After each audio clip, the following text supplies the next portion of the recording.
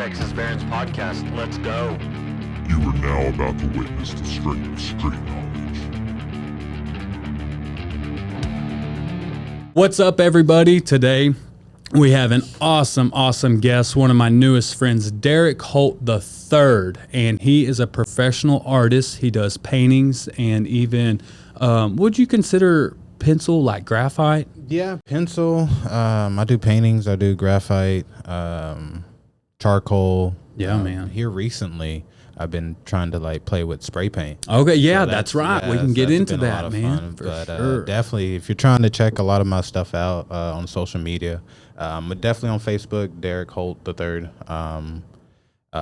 If it's Instagram, it's d.holt, Holt _art, A-R-T. Cool. All my stuff is on there. So. Nice. Do you have a website? Not yet. Okay. See, we can I've get you rigged up with one. Yeah, for sure. that's definitely in the works right now. Cool. Because Good. a lot of people's been like, "Hey, you need to start a website, but I've never really looked into stuff like that. But now, with everything that's happened before and different things like that, I think it's time to start. Yeah, a website. for sure, man, for sure. And then I have good experience with Squarespace. That's been pretty helpful for me. I checked out Squarespace. That one's good and very user friendly. But then, did you listen to the conversation I had with Britt Cooper? It's Selena Mize's partner. She was on here as well, and then we talked about her experience with. She's tried a couple different platforms to run her products through. I don't think I watched the full. I will admit on that one. I got to check that. I got to get back to that one. But yeah, I think I've heard something about y'all mentioning that she tried different stuff, and I've tried Squarespace and another one. I think GoDaddy was one that's on there, but that's not really recommended. Right. When it first started, I heard you hear a lot about it, but not anymore. There was one she used. Oh, it was Etsy to run her shop through, and then she didn't like that one at all. But then I just recently kept up with her on Instagram or something. I think she's trying out something called Shopify. And I guess that's a website builder or an online marketplace kind of thing. So just a couple different options, And then, but I really recommend Squarespace just because so many people have great YouTube tutorials on it, and then they're very helpful on their website as well. Nice. So yeah, man, maybe get you worked up and get you some cool shit on there. But man, I really want to show off this badass. This is pencil, right? Yeah, pencil, all graphite. All graphite completely. That Derrick brought me to hang in the studio, man. That is Lil Wayne, and he got the inspiration from our past show with Anthony Campos, Mr. XIM, and then we were talking about my past, my introductory into art, and it was in high school class, and I'd done a grid drawing of Lil Wayne, and then so Derrick took it upon himself to way outdo mine and do a way cooler one. I don't know about that, and man, it's legit, and I really do appreciate it that. though. So I got that because I remember y'all talking about doing the grid drawing and stuff like that, which is what I do on a lot of portraits and stuff. Man, I can freehand and it's enjoyable or whatnot, but when I'm trying to get something precise, I need to get that where it needs to be. For sure. Exactly. I'm going to more than likely break out some type of method, because there's all type of methods. There's a grid method and scratch method and stuff like that. There's different types of ways to get or transfer your image to your canvas or whatever it is. So talk more about I know about the grid drawing, but then what is a scratch method? Is that when they just go little stroke at a time? Or? Yeah, like just lightly, little light scratch marks. Okay. You really want to work light when you're working with a portrait. Okay. So you're not leaving really harsh marks and stuff like that on your. So if you need to erase and stuff like that, and then I kind of look at graphite as in layers of paint. Okay. It's the same principle almost. If you're going to start off a drawing, you're going to start lightly, right? Just kind of put down the foundation. mark everything, get it where you want to be, and Yeah. then okay, I like it. Let's go a little bit darker. Okay. Start filling in your lines, and then that's when you start adding. When you're satisfied with your contour lines, you get everything mapped out further. Then that's when you start adding value and shading. And Okay. so I mean, it starts light with shading, and then you build darker on darker on darker. Okay. Like I mean, everything's the same color, of course, when you start it out, but like. I mean, parts where the hairs on his chin, like you'll kind of like start drawing or whatnot, and then you start erasing. Okay. So you start taking away. You'll add gotcha. and take away. So Yeah. it's layering, but with graphite. Cool, so man. You kind of look at it the same way with paint. Yeah. At least I do. Yeah, for I sure, don't know. man. I mean, no, that's great.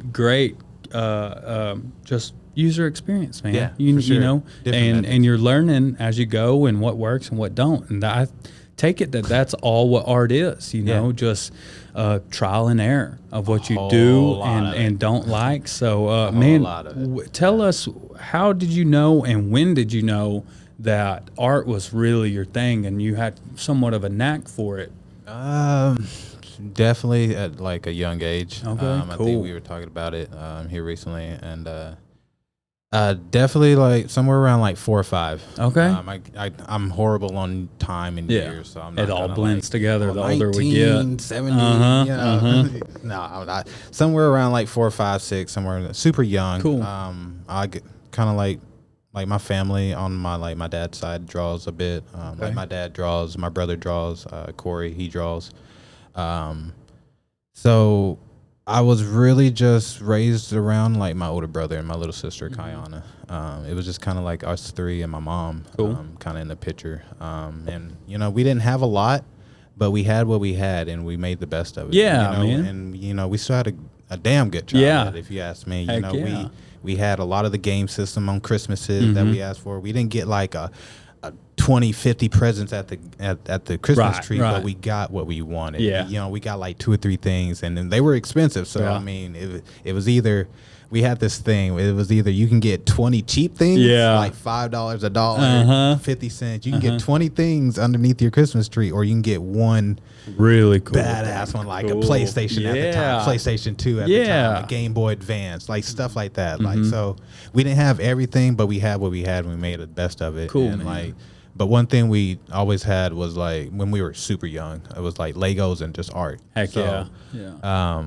So a lot of the times my brother would be at the like the dinner table, and he would start doing like random drawings of like logos for Dallas Cowboys. You know, I think I was talking about it with my mom, and I think the one that really like set it off for him with my mom was like, I think it was a Burke Burnett Bulldogs Okay. logo. Yeah. Never went to that school, I don't think. Yeah. But just for some reason, he drew it. I guess he had a jacket or something. And he drew the logo, I think, on a football helmet. Don't quote me on that, but Cool.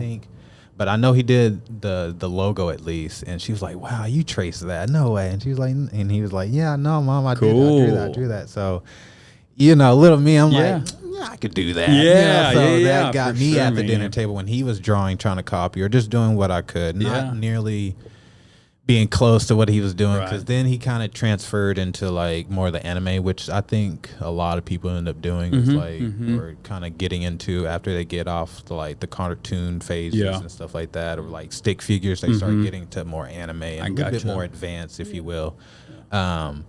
But from there, like every time he was at the dinner table, I was at the dinner table. Nice. You know, I'm like, I'm not gonna let you outdo me. We kind of have that rivalry. Yeah. It's like, you know, all civil, Yeah. whatnot, but we kind of have that little older brother, little Yeah. brother rivalry or Yeah. whatnot. So yeah, kind of at a young age, just like little brother trying to be big brother. Cool, you know, cool, type of man. thing, you know. I like that. I like that a lot, and I think that most of us can follow suit with that in some, form or fashion, whether it be art or Yeah. sports or whatever. sure, And sports. then you kind of just get your passion for rivalry. I can't really say that word. Rivalry. But yeah, there you go. There we go. With your siblings at first, so your Yeah. cousins or Oh, whatever, yeah, whether it just be cousins, playing like sisters, brothers. basketball or art or whatever it Yeah. is, you just want to like one up them. That's your first a little friends. bit, just a little bit. Yeah. Mhm. So that's awesome, man. Yeah. And then But for me, I mean, for him, like I said, it was more like drawing like cool stuff, like to impress his friends. Like, hey, I drew this, Dragon Ball Z character, Yeah. whatnot, Margin Buu, Frieza or whatever. But for me, like I've always been sort of like to myself in a sense, like very almost you can kind of say like shy in a sense, Like introvert. yeah, for sure. So it was more of a kind of a outlet for me using art. Growing up, I was still drawing like favorite characters like and stuff like that.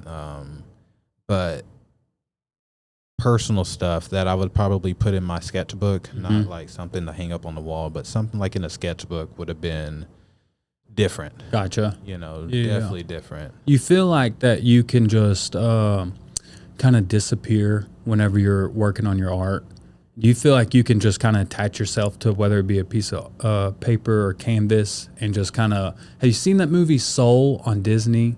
I have not. This guy, he's a jazz musician. He plays the saxophone, I think. I've seen it, yeah. He explains how seen the movie. when he gets in the rhythm, it takes him to... He gets inside of his head and it takes him to like another dimension where he's just playing his heart out, and he finds his... they have a word for it.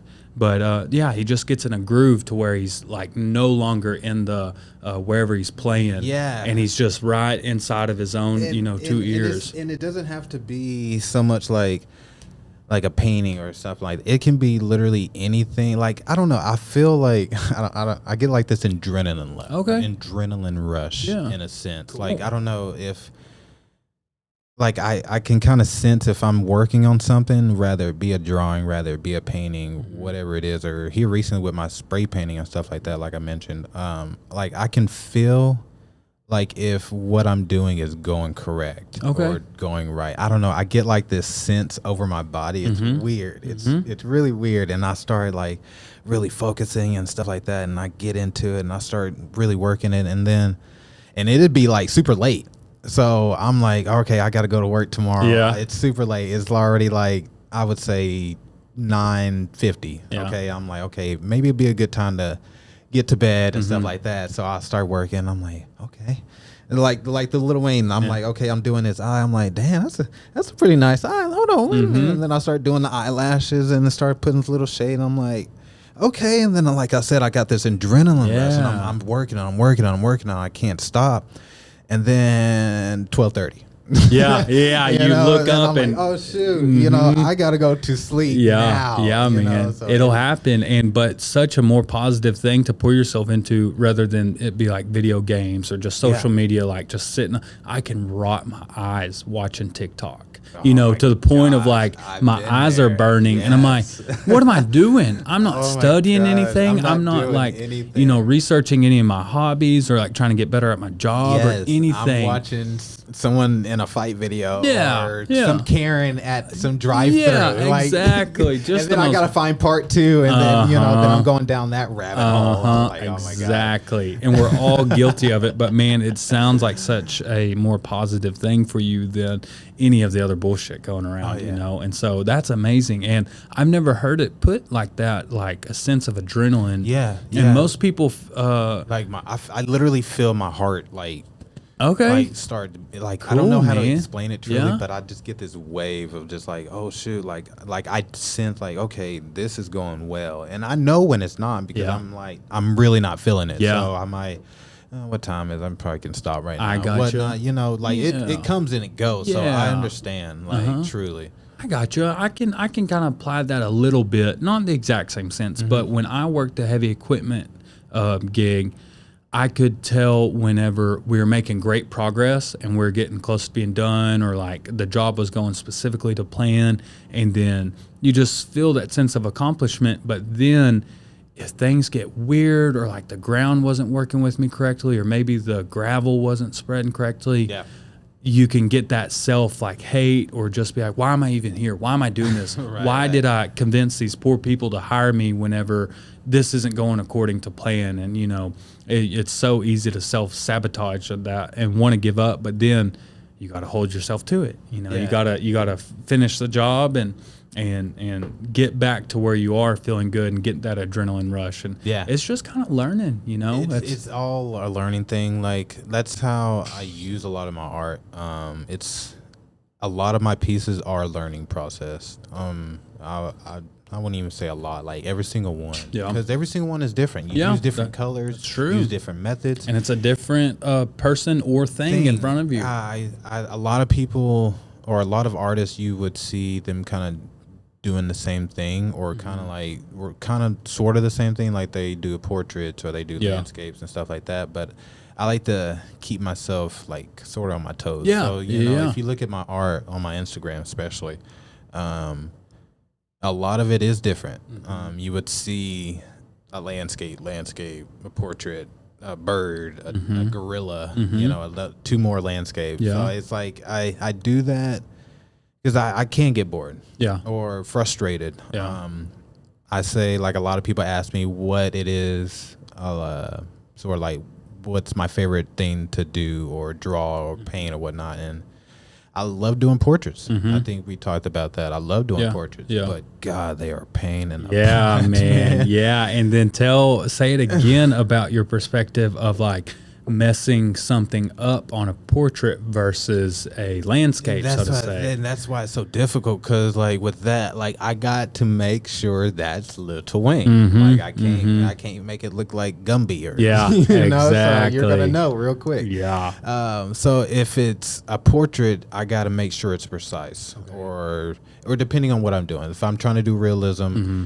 Yeah, it's a pain in the butt. I got to make sure everything's where it's got to be. So, but if it's a landscape, you know, I can stick a rock right here. I can take out that tree. I can put a whole building inside of on the side of a mountain. I can do whatever I want. It's my world.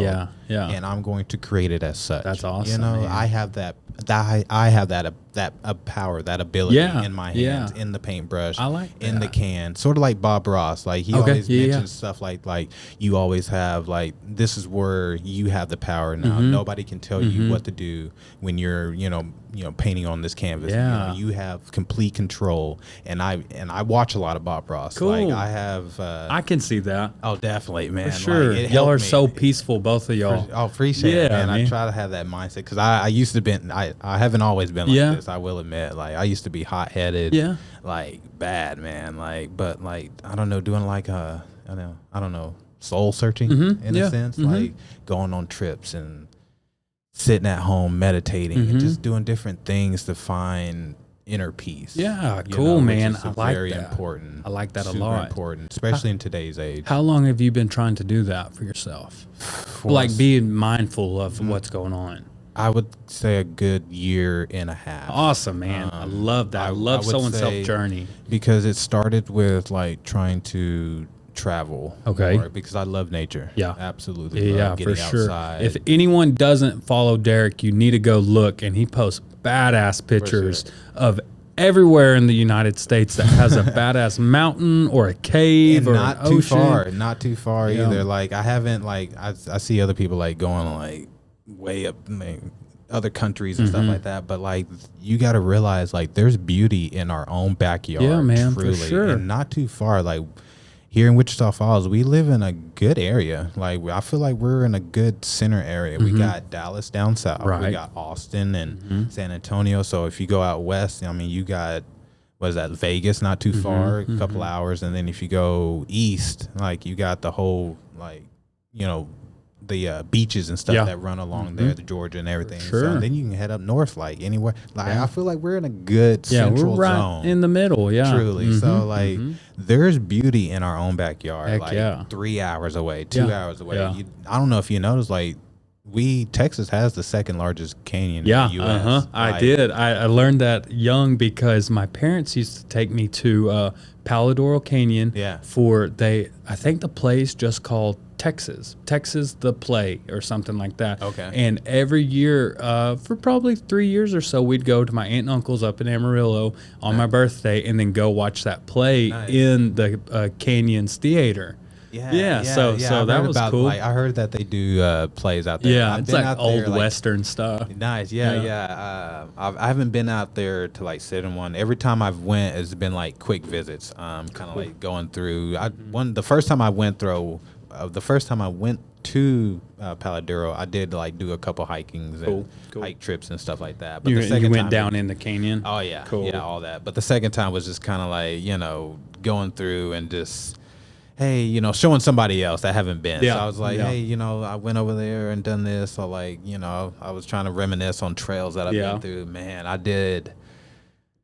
Give me a second. I did the Lighthouse Trail. Okay.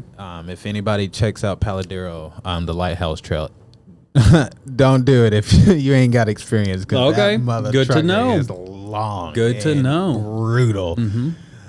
Oh man, but a lot of fun though. Okay. It truly was. I went with a friend of mine at the time, or a good friend of mine, and it was tough, man. It took us a couple hours. It took us a good while. And what's hard about it, like just making sure that you don't fall, or is it carrying all your stuff while hiking? What's the challenge in it? A lot of it is you're in the elements, no Right. shade. Yeah. A couple steep parts and stuff like that. But you're in the element, so there's no shade. If the sun's beating down, you better have some water. Yeah. But just do your research. There's plenty of researches online. That's my biggest advice for anybody trying to do hiking trails or anything. And or you anything. watch a bunch of people on YouTube, right? YouTube Yeah, videos is yeah. a big one, especially like if you're looking for gear. Okay. You don't know what to take, because that was my big thing. Like, I want to make sure I have everything I Yeah, need, yeah. because I ain't trying to be out there in the middle of nowhere, hey, Yeah. you know, or just stuck, you know, without. So make sure you do your research on YouTube. Plenty of videos, a couple blogs and stuff, just different stuff that you would need, and then try to look at where you're going. Some people can just go out into the wilderness and survive and, you know, not plan anything. But if you know you can't do that, plan There you go. out. There you go. Yeah. I like So, that. Yeah. And then, I mean, tell us, like, you just went up to Utah, correct, a couple of weeks ago? Yeah. Like, what'd you go up there? What'd you see? What were the landmark places that you went to? That was a beautiful trip. Utah is beautiful. The whole Utah, New Mexico, Colorado, of course, without a doubt, is, you know, beautiful on its own. But I went up there to Utah, was the end destination with my brother. We did our first brothers trip. Cool. Dude, Cool. It was phenomenal. Oh my gosh. Went up there with him, just kind of getting away. Yeah.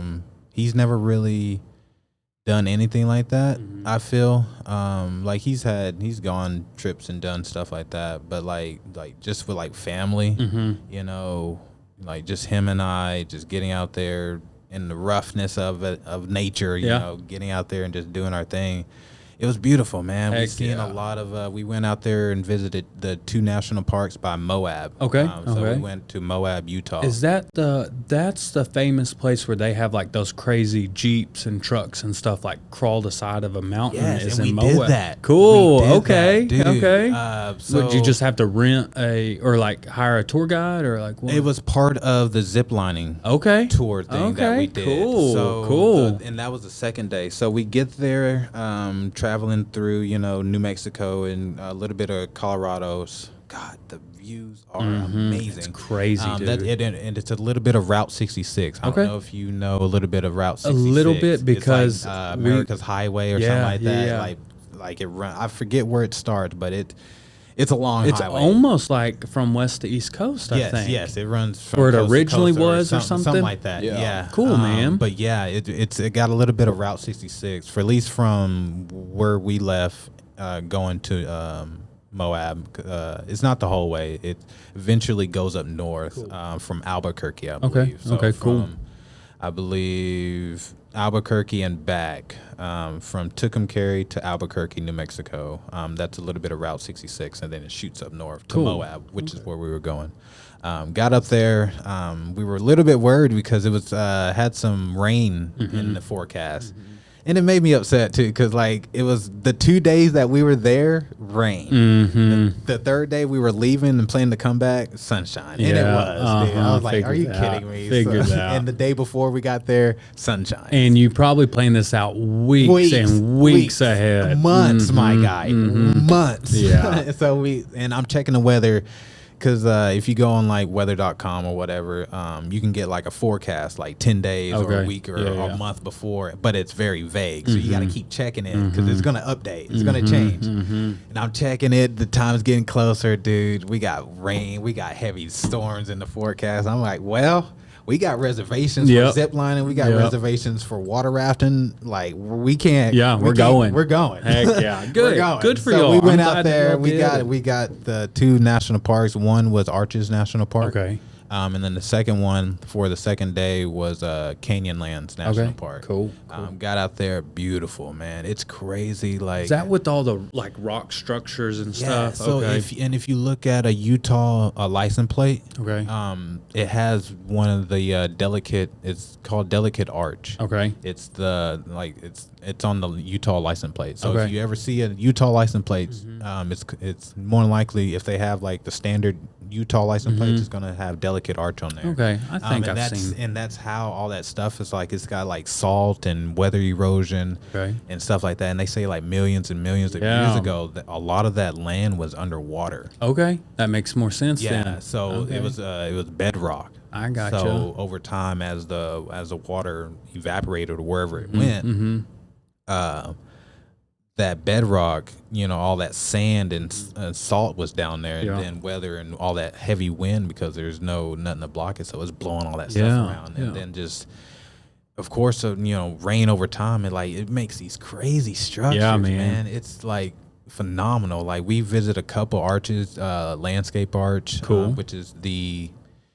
I hope I get these wrong. Landscape Arch is the longest landscape arch in the world. Okay. And then we went to another one, which is the largest and the longest land span on Earth. Okay. And it's crazy. I posted some pictures about it on my Facebook. So like I said, if you check me out on Facebook, you can see it all. I had to have seen it then because I went through all your Utah pictures and stuff. So I got a picture of the longest one, the largest one. My brother did some solo hiking, which kind of took me by surprise because I was drawing one of the arches. I don't think I posted it yet. But I was drawing one of the arches. Just a quick sketch, and I looked up. I was like, "Where the hell is Corey at?" And I'm looking around.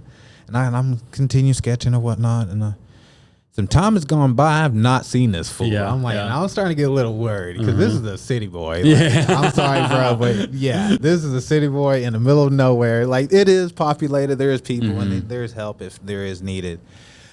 But I need to know where you're at, son. Exactly. And he's your lifeline too if you were to stand up and roll an ankle. And so I need to know where you're at. So I kind of finished up real quick and got to looking and started walking kind of where I'd last seen him, and then kind of find out he's way on top of this weird arch form. Okay.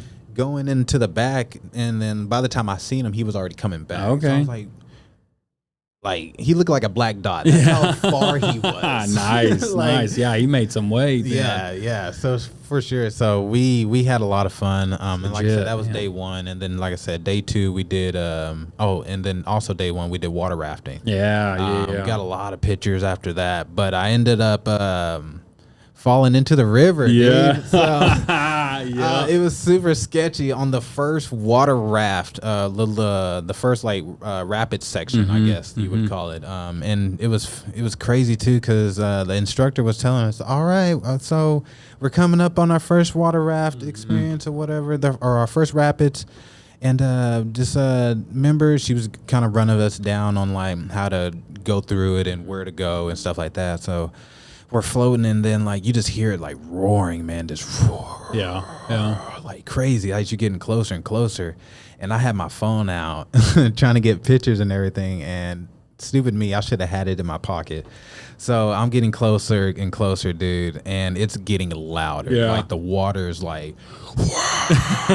it's insane right now. And I'm getting closer, and I'm like, okay, I better put my phone up because it's in my lap right now. And I'm like, I'm about to go into crazy water. Exactly. Now. I shouldn't have my phone just in my lap right now. So I quickly put it in my pocket, zip it up, get my paddle back, and I'm in the midst of it, dude. I'm going. I'm in the rapids. I'm going, and then I get onto this big wave, dude. And they say if you're going into a wave or a rock, go head on. Okay. I guess, I mean, me personally, I'm about to try to go around it, but they say go head on. If you're going to a rock, just go head on. So I'm hitting this wave, and as I'm doing good, I hit it head on that first wave, and then as I'm going down on the wave, there's a second one coming up. No time to react, and that second wave just immediately just smacked the side of my raft, and in the water I am, dude. Nice. I am freaking out right now, dude. I'm trying to open up my eyes. All I see is bubbles, green, dirt, water. Yeah. Like, there's so much going on. And did you have your glasses on at the time? Had these babies on. Yes, Did sir. they fall? No. Okay, thank God, man. Dude, these things, I've had that happen before. At what's that? Castaway Cove. Yeah. Dude, I've had that. I don't know if you go on in the Lazy River. There's a part where I don't know, this little thing of water gets dumped on you. Okay. I had that thing. Oh, and it just knocked it straight off. Oh God. Washed off, man. And luckily, there's a bottom to that one. You can see. But this Colorado River, dude, it was brown, like brown. Yeah. So, but that's just because it's a lot of there's been a lot of rain in the forecast. So yeah, they were so. full and pretty aggressive then, and there was a bunch of rain coming in. Yeah, so. here lately, so a lot of water was Interesting. rushing, and it did rain while we were out there at the water rafting, but it was light, and we were already wet anyway, so it's kind of cool. For sure. It was And weird. then you weren't in a team boat, were you? No, we did singles, which Okay. was we were going to do the team thing, and I was like, well, bro, shit, we might as well just do our own thing, and because but I mean, we still got the tour guides, but we still had our. We can, slow down. We can go over here. We can go over there. We can kind of race. Yeah. It was great. Yeah, and it's more on you too. Like you see those pictures. I've never been rafting, but you see those pictures where everyone is like in it together and they're trying to work, and then of course the tour guide's like killing it in the back. But then you're way more on your own in these little and boats. that was the thing too. I didn't anticipate on like, dude. I'm thinking I'm about to just. Nah. It's by yourself. Yeah. Trying to keep up with everybody. It's strenuous. Yeah. Like if you're by yourself, like just doing your own thing, without a tour guide or you just have a canoe. Yeah. By all means, like it's beautiful. It's relaxing. Cool. You can go out to any lake and just sit in the middle of the lake. Like why not? Free of charge. Free of charge. Yeah. Like go out there and do your thing and fish or whatever. Or just sit there and. But if you're trying to keep up with a tour guide that does this for a living, down some rapids that are trying to eat you up. Like she does this, like she's been doing this for years. Yeah. Because we got to talking, we had a little bus tour to our destination Yeah. starting out, and so we had that. And we were talking to the tour guide. She's been doing this for years. Cool. So I mean, and it showed. I mean, we were out there, and she was. Working that thing, Dude, heck she had her yeah. own thing, like 2 paddles. I'm like, man, Probably had some big old shoulders on her That's what too. I'm She's saying, doing like, that. she was booking it. Heck yeah. They all were. So, but yeah, the second day we did zip lining, like I mentioned, and I wasn't able to take a lot of pictures because I did, like I said, fall into the river and my phone all got messed up. Totally. So I ended up getting a bag of rice the next day. Cool. But still enjoyed the trip. Did zip lining the second day. A lot of fun, dude. Cool. If you never done zip lining, I suggest you do it. Heck yeah. My wife took me at Broken Bow, and then one of our first, not our first dates, but like our first outings that we ever went to together, we went on a weekend to Broken Bow, and it was I think my 23rd birthday. I can't remember, but it was a long time ago, sadly. And then she has always been afraid of heights and a little bit afraid. She likes adrenaline, but in her own way. Yeah. And then, so she was like, I don't want to do this, but I know that you like doing this stuff, so I'm going to tough it out. That's And then, nice. so we went, and it was so super mild. And then there at the very end, they have a line that goes, like the lake kind of cuts into this piece of land, and then it's like, kind of a bay, sort of thing. And then so you can zip line right over the lake. It's super beautiful, all kinds of crazy trees and stuff. So it was right up her alley. And then being in nature, and then it was in mine of having a little bit of fun, adrenaline, that safe adrenaline thing where that you're completely in control. So it was fun, man. I did like that. And I would do some more extreme zip lining if I ever came across it. So, for sure. But yeah, it's fun, man. That was the second time I zip lined. My brother's first time. I did zip lining in Turner Falls. Okay, cool, cool. I don't know if you know where that's at. Yeah, we went not too long ago. My wife had some pictures done with her and our boys, and it's super beautiful up there. It is, man. right? And just like similar to Broken Bow, along those streams, and they're like tiny rivers. Yeah, There's yeah. like mountains that look like they're growing out of the ground, you know, Right. like the river will be flat Yeah. and then sea level or whatever you want to call it. And then there's just these structures of rocks just growing out of the ground. Like they're shooting Yeah, out. Like, it's crazy. I love I- that. Yeah, same here. So I was seeing a lot of that at Turner Falls, and like I said, I ziplined out there. That was a little bit different. That was one of those zip lines where you're like strapped in or whatever, but you go over the whole like river waterfall area and whatnot. The one in Utah, that was the one where you got the harness. Okay. And then you got to get instructions. Okay, So yeah, you yeah. don't die. out Right, here. right. You know, so we did that, and it was different. I'd suggest do it all. You know, don't let anything hold you back. For Heck sure. yeah, man. I like that. Are you a little bit of an adrenaline junkie? Do you like that kind of stuff? Yes, to a point. Yeah, I okay. do know I'm getting older. Yeah, so yeah. I need to cool my shit. Okay. Yeah. But yeah, I do try to chase that a little bit, Okay. and I've always been that way. Okay. When I was younger, I was bad. I remember, like I said, we didn't have much when we were young, Yeah. but my mom would always take us like it was more so like a mission for her. Like if she needed like to get hair products or whatnot, we would go to Lawton, Oklahoma. Okay. So, you know, Wichita Mountains and stuff like that. Yeah. So she would shoot up there, get her wigs or hair supplies or whatnot, come back on the way back, stop in Wichita Mountains and Okay. stuff like that. And, you know, just kind of do our thing, you know. Okay, So, cool, man. That's a really good territory up there as well. One, just because how close it is to home. And then two, it really takes you out of our area to where, you know, Wichita River is not that impressive or anything. But then you get up by the Wichita Mountains or Mount Scott. Which then ain't not far at all. Exactly. Like, that's what I'm saying. Like, there's beauty in our yeah, own in our backyard. backyard. Exactly. You're so right on that because it is peaceful to go out there and those roads are so long and then there's bison actually, you know, protected in the know. territory. And I mean, it's just awesome whenever you have go to all the way to Yellowstone National Right, Park. You know, right, you can go right exactly. up next door and see plenty of them. Exactly. And man, we went up to Mount Scott and it was like a mini version of some of the parking places we found in Colorado, you know, just really? winding Yeah, up that yeah. thing. And then those, the rocks are a little bit lighter here and in Colorado, they're a little bit more red, but similar tones and similar scenery and stuff like that. So yeah, man, it's just, it brings a sense of peace to Yeah. you just going in there and you can just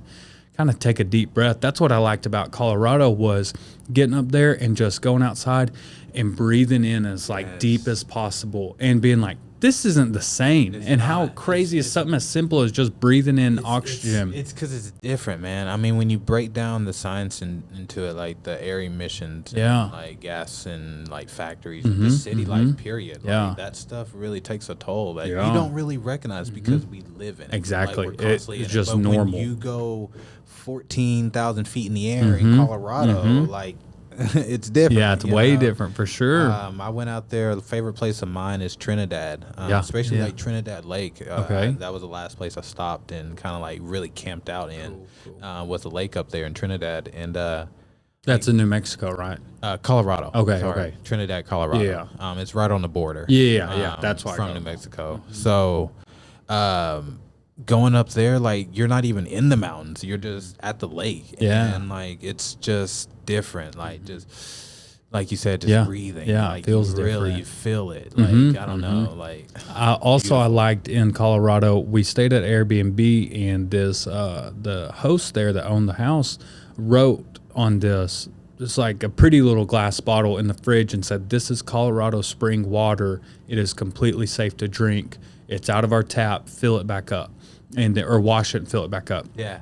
Man, I was so hydrated, Derek, the whole time because that is so the water there. I was the saddest leaving Colorado because of the water out of all things. And it was just a water well that they tapped by the house. Yeah. And it was so nice. It was better than any Ozarka or Smart Water or anything. That's because a lot of that stuff isn't good for you, period. Yeah. Like, it's got like a lot of microplastics I've been hearing. I'd never heard about that kind of stuff. It's but an ugly like thing. the more I've been doing like different research and hearing different podcasts, not many, like yours and like Joe Rogan is kind of like my main one. I started one last night. Yeah.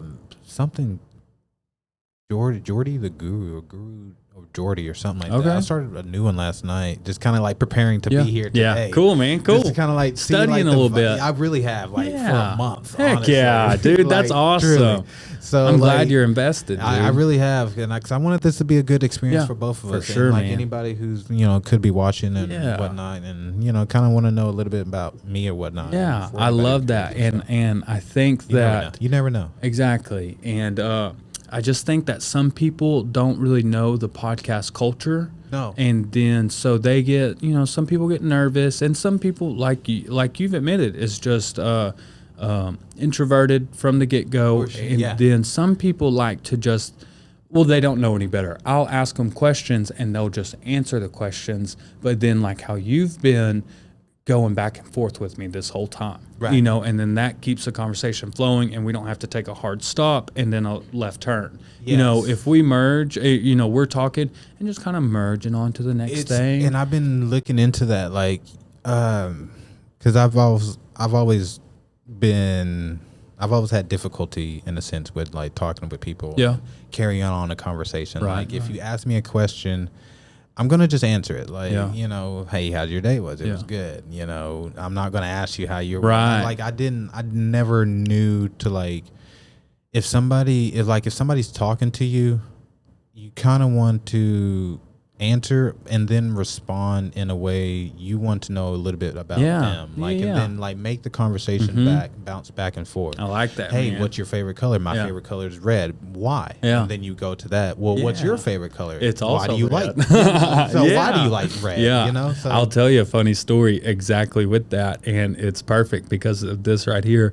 When I took to Lil Wayne, probably in like 7th or 8th grade, so we're talking about 06, 07, 08, something like that. The good Lil Wayne. And then, so I went full in. This is my favorite rapper, favorite artist, whatever. For a lot of people. Well, in all the music videos and all the posts and everything, he's always wearing red. I was pretty naive of not really knowing what it meant at the time. Right. But I completely took that on as a personality. Like, I love red. Yeah. Red's my favorite color. Same here. And now me and one of my best friends, Mitch, like, we're red everything. Like, my beats are red. I wanted red vehicles. I never found a good one for a good price for what I wanted. But, like, if I'm buying anything, it goes red. And it's funny. I got red right here. There you go. So, there you go. Yeah, and then it's really just because I took to Lil Wayne at a young age, and I didn't know why they all were wearing red and shit. You don't know when you're a little kid, growing up in rural Isle Park. So, and then, I was like, this is awesome. If they're doing it, I want to do it. Him, Birdman, Drake, whoever it was, were all wearing red. And I was like, yep, this is it. And then I'll tell you another funny thing. Back when we were in high school, Wiz Khalifa dropped, and he was a nobody at the time, and he dropped a Black and Yellow, and I was like, this is it. This is the next big guy. Like, he's gonna blow up, and he did for sure. And then so I sported Black and Yellow forever on any option I could get. The little blonde piece. That's awesome. You could do it.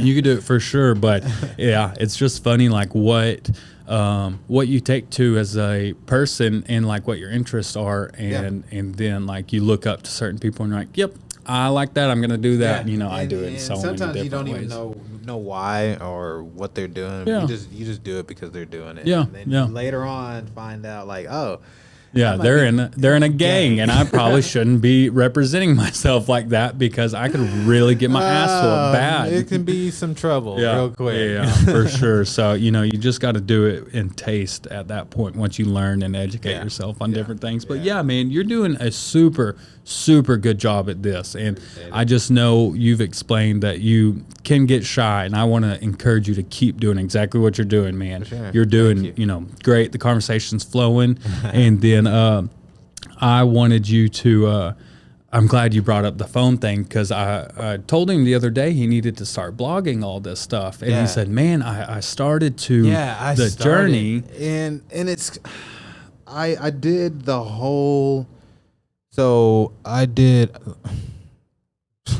rewind. So I do like a lot of traveling, like we talked about. And like before it was just traveling just to kind of go to places, like just to do something, just to get out of the house. But then as I'm doing this stuff, I started to make goals for myself. Okay, cool. Like what? What's a good example? So the big one was, well, I'm traveling all this stuff. Well, let's do the highest point in Texas. Okay. The like let's make a goal. Let's like do something that's a little bit challenging. Yeah. Instead of just so you made a bucket list basically. Yeah. Instead of just, you can go to a lake and, just be at the lake. Yeah. But like there's something else to like go 8,000 feet in the freaking air and hike it in the peak of heat at 98 degrees. Yeah, man. 4 o'clock. And you say, we're going to hike that, so it's different. So, instead of just going, here, like the first one I went to was Possum Kingdom. Okay. Like that's what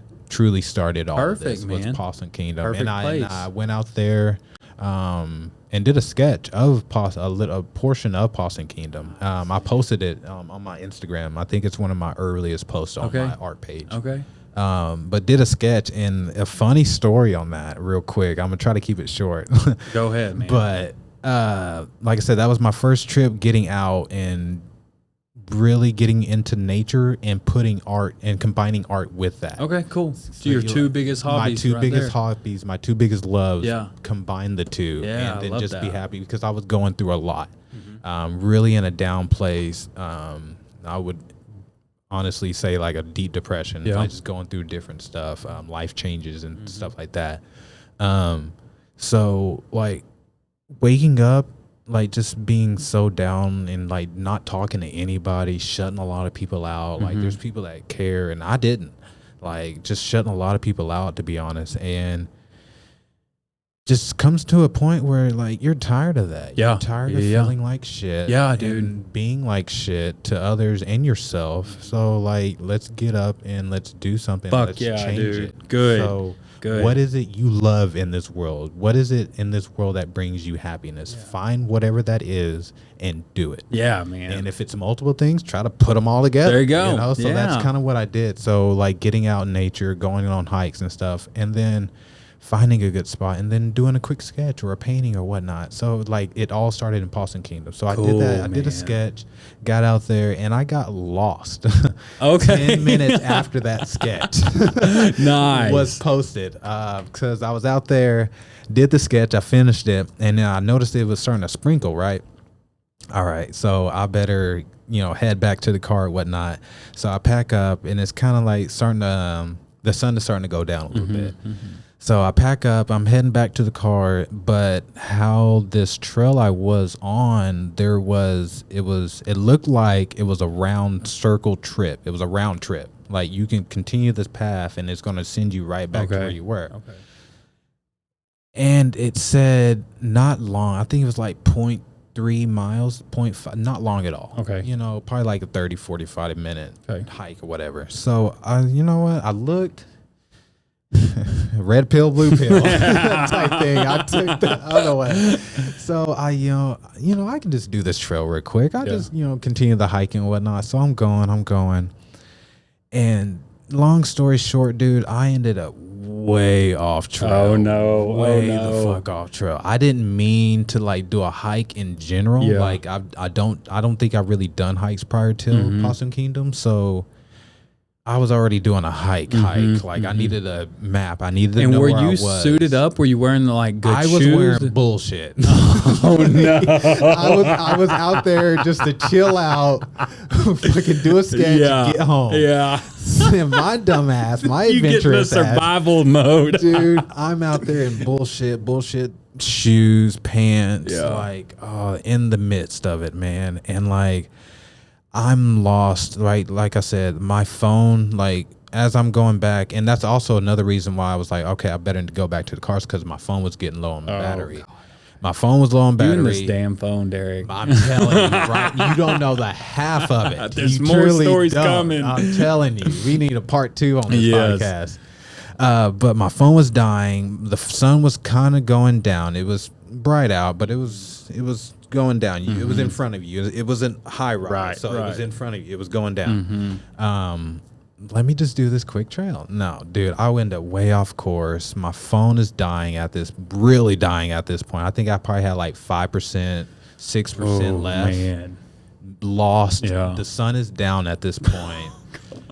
I'm so lost, I called 911. Oh, no. That's how lost I was. You know, but honestly, it probably was the right decision. It was truly it was, because so I'm on the phone with 911. Thank God I did what I did when I did it, because I only had enough time to tell them my name. And it made me so mad because the operator really wasn't helping much. She wasn't asking the questions to identify who I am, where I was. She was just like, asking me bullshit. So I'm the one really telling her the information. My name is so-and-so, my date of birth. I got here at such and such time. My car is this and that. It's parked over here. You know, I'm trying to send text message pictures, but I didn't want to do that so much because that takes a lot of battery to send text message with pictures and stuff like that. So I managed to send out like 3 or 4 picture messages of where my surroundings, what I'm doing. Smart, dude. Okay, good. Good. And as I'm on the phone, I couldn't send it while I was on the phone, I think, or something like that. So I was like, it was already at 3% dark. Sent those pictures and I called back. At this point, I got her personal phone, so I didn't have to call the 911 or whatever. Sent the pictures, called her back. 2%, 1% dead. Dark, dude. God, that's terrifying. Freaking found my way out of there. Or not dark yet. It wasn't dark yet. It was really at sunrise. Okay. Found my way out of where I was calling, because I was like, where I was supposed to be like way up above and then like way down there. But I was like down here in between like some bushes. Like I'm all cut up. I still got a couple like scars and stuff, to be honest with you. Like a couple like stuff that I'm like, man, I remember that. Oh my gosh. But hey, that's good memory. Yeah, it is. It really is. Yeah. It's a life lesson. So I got out of there, found a road. I remember like, if you're lost, find a road. If you're ever lost, just find a road, because eventually it's going to lead to something. It's got to lead to something. A highway or something. Get some help. So I found a road. Dude, I was walking for, they say I was lost for a good hour and a half. Gosh, damn. Almost 2 hours. Yeah. But by the time I was actually found on the road, because they had already sent a ranger out when my phone died. So they were already looking out for me. I didn't know that. It just died on me. Thank God. So, yeah. And they were looking for me for about 30 some odd minutes. But take in mind, I had already been lost prior till that. So it was a while, my dude. And eventually got found. Good. And just you saw some red and blues coming up on you on the road? No, it was a park ranger. A park ranger found me. He was in one of those little go-kart looking, like an RTV thing things. And I heard it and I thought it was a mirage. I thought I was like imagining shit, because I'm lost, I'm disoriented, I'm tired, stressed. I had some water, thank God. I had like one tall thing of water, but I had just finished it not too long before he found me. But it was hot. It was hot water. And you know that shit sucks whenever you're dehydrated. Dude, it was so bad. It don't work like normal water. Because I wasn't, and my body wasn't prepped for that. I didn't come out here to hike. I came out here to sketch and go home. Hey. So I got found or whatever. It was kind of embarrassing too, because like he was like, I never heard anybody get lost out here at Possum Kingdom before. So I don't know if it's on record, but if you hear anything, anybody getting lost, reported at Possum Kingdom, it's me. Nice. But it's way better to be found lost than to be found dead. So I'm glad that you did. That's the thing, because like it's funny now for me, like, but at the time, like I remember terrifying. It was terrifying. Like that 911 call was like, I don't want to die. Yeah. Like, help me out. Like I can listen to it now and like laugh my ass off probably, but at the time, no laughing matter. no joking matter, dude. I was lost. I was scared. Yeah.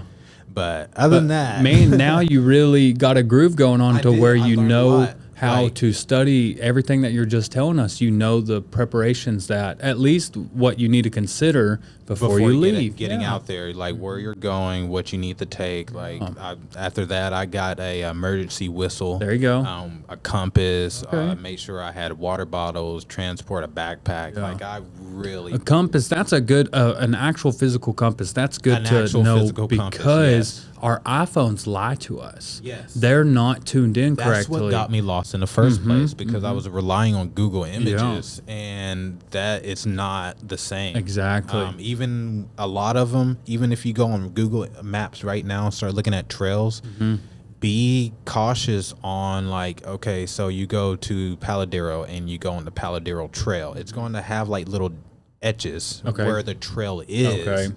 But a lot of the times you're going to be, the trail is here and your dot is way over here. So it's Not perfect. so, but you're still kind of going in the same path. Gotcha. So it's, you got to be very wary. For sure, Like, do for sure. I would say like getting into it, do like I did, just like do easy ones, you know, quick, nothing really strenuous, just to kind of get the feel of it, Yeah. you know. And then also while you're out there, just use your items that you have. Just use a compass, just to kind of, hey, I'm facing north, and just Cool. kind of get into that motion Okay. of using a compass, knowing what direction you're facing at all times. Okay, man. Which is key. Okay. I Look learned at you, that. man. Dude, I'm telling you, each trip, A little adventure man. I'm telling Heck you, dude, yeah. if I have my own reality show. Yeah, you need one. It's like Bear Grylls, but Something, I love watching that. I don't dude, know. man. We could make a cooler, funnier name than just Derrick Holt's. But dude, that's legit that you've come this far and Yeah. then have learned everything that you Truly. have just and like I hiking. said, mixing art with it, Yes, doing a that's sketch, beautiful. doing a painting. I think you have a real knack for putting both of your interests together. I think you would just kill it on something like YouTube like or a like YouTube, like a vlog. So like I did a vlog, but I recorded myself. I think I posted one snippet from that vlog of videos on my TikTok.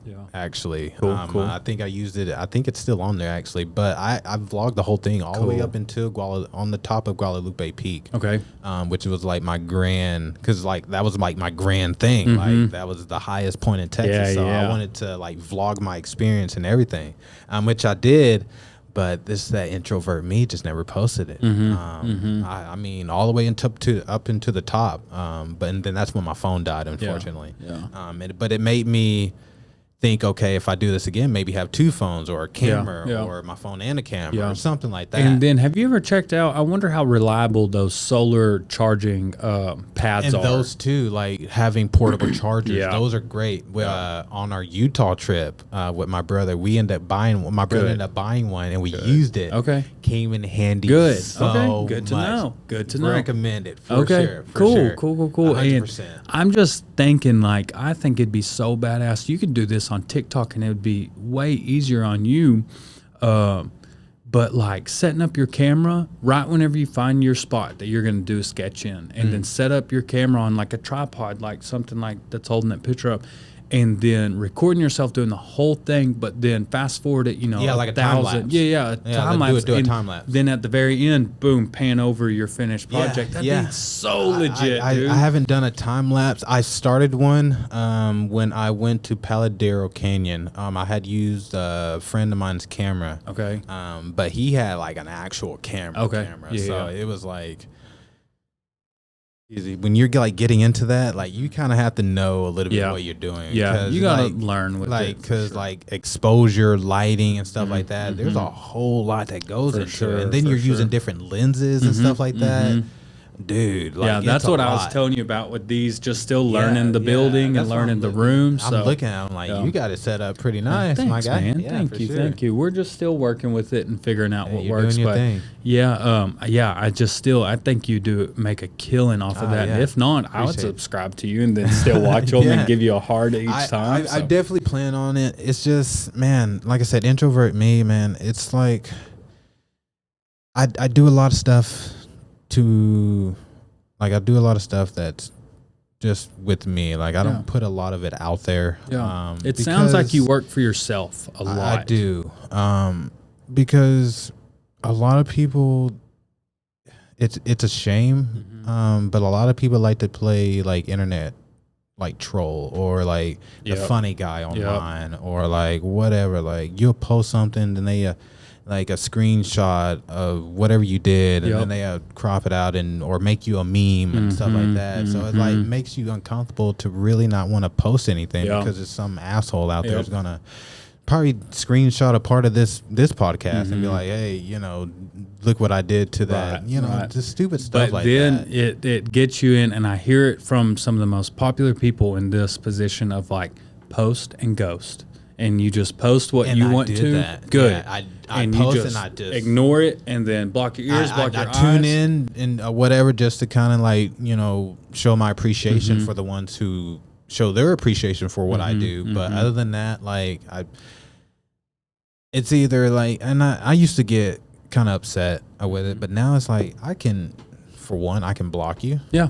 Yeah. I can delete your comment. For sure. I can do all three. Yeah. And then some. Like, and on YouTube, move on. YouTube even has a option of whenever you're uploading videos, it says something about, do you want to restrict or limit potential harmful comments? Oh, see, and I so like if that. someone's talking shit and, you know, throws in a couple cuss words or like it's blatantly obvious that they're talking shit, YouTube will hold it and let you approve it, and you can just be like, nope, not going on the page. So I probably that's need to good. try to do that with Facebook and stuff. But I would like to be more open. Yeah. I feel a lot of people would be interested.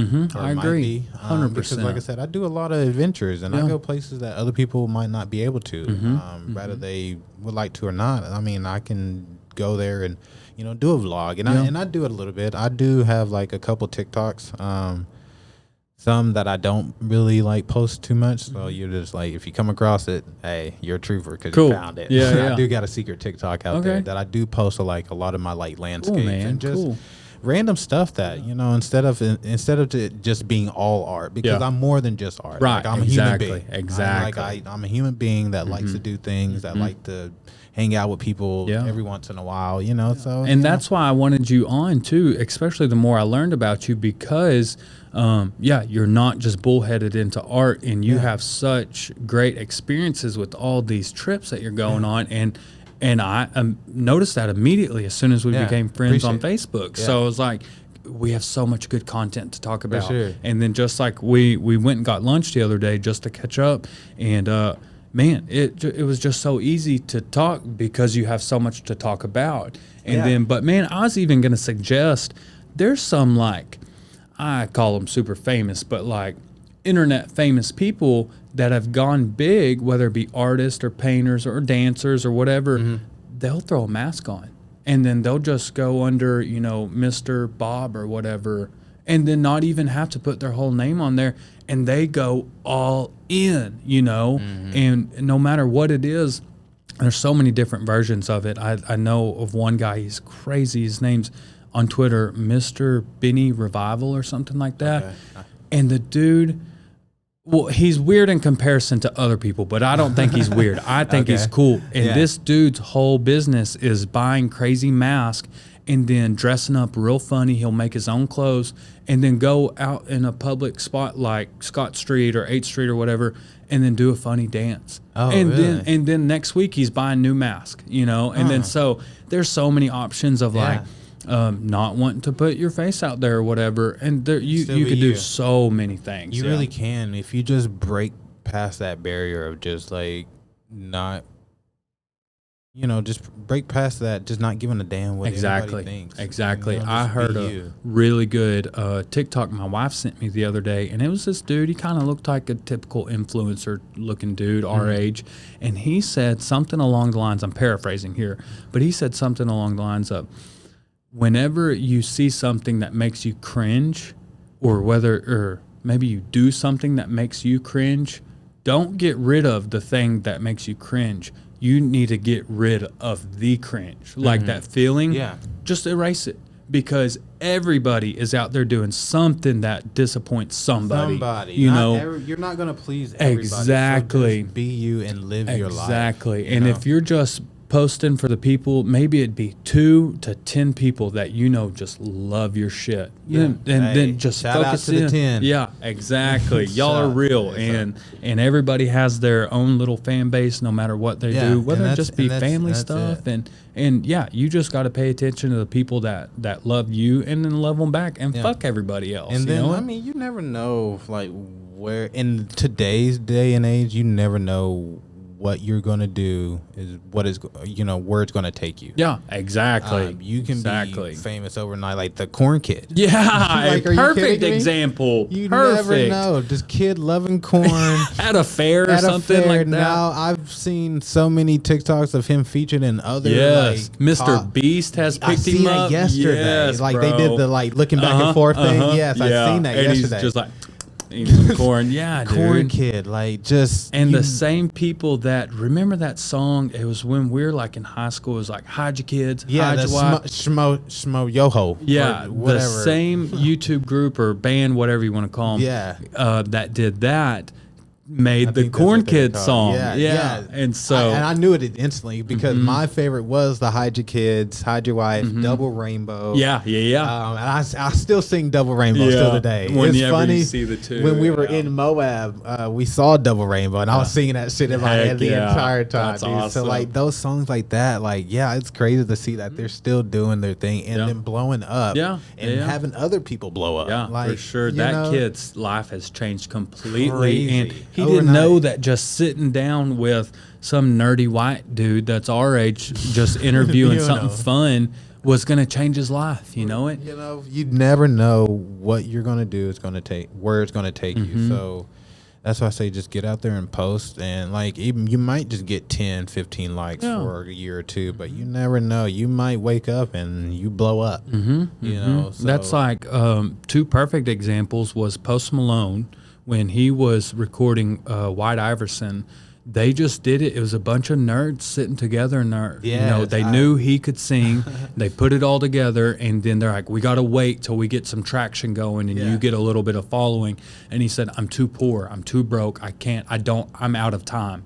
And so he posted it, and then that night was Khalifa, Snoop Dogg, Mac Miller. Everybody started tuning in and tagging, and then changed his life overnight. And then another one was a woman, I think on TikTok, maybe on Facebook, I can't remember, but she recorded herself playing the flute to Mask Off by Future. You know what song? Do, do, do, do. And then she, a year later after that, posted that video and said, year ago I posted this and my life changed forever because that video went viral and Old Navy hired her to start building commercials for them. So she was making thousands and thousands of dollars now just by posting her passion on the internet, So put yourself out there, man. Do it. And that's disregard the haters. Exactly. They're going to be out there regardless. I mean, everybody's going to do it. And I know that, but I still sometimes I let it get to me, but I don't let it get to me too much. Good. I still post what I want to.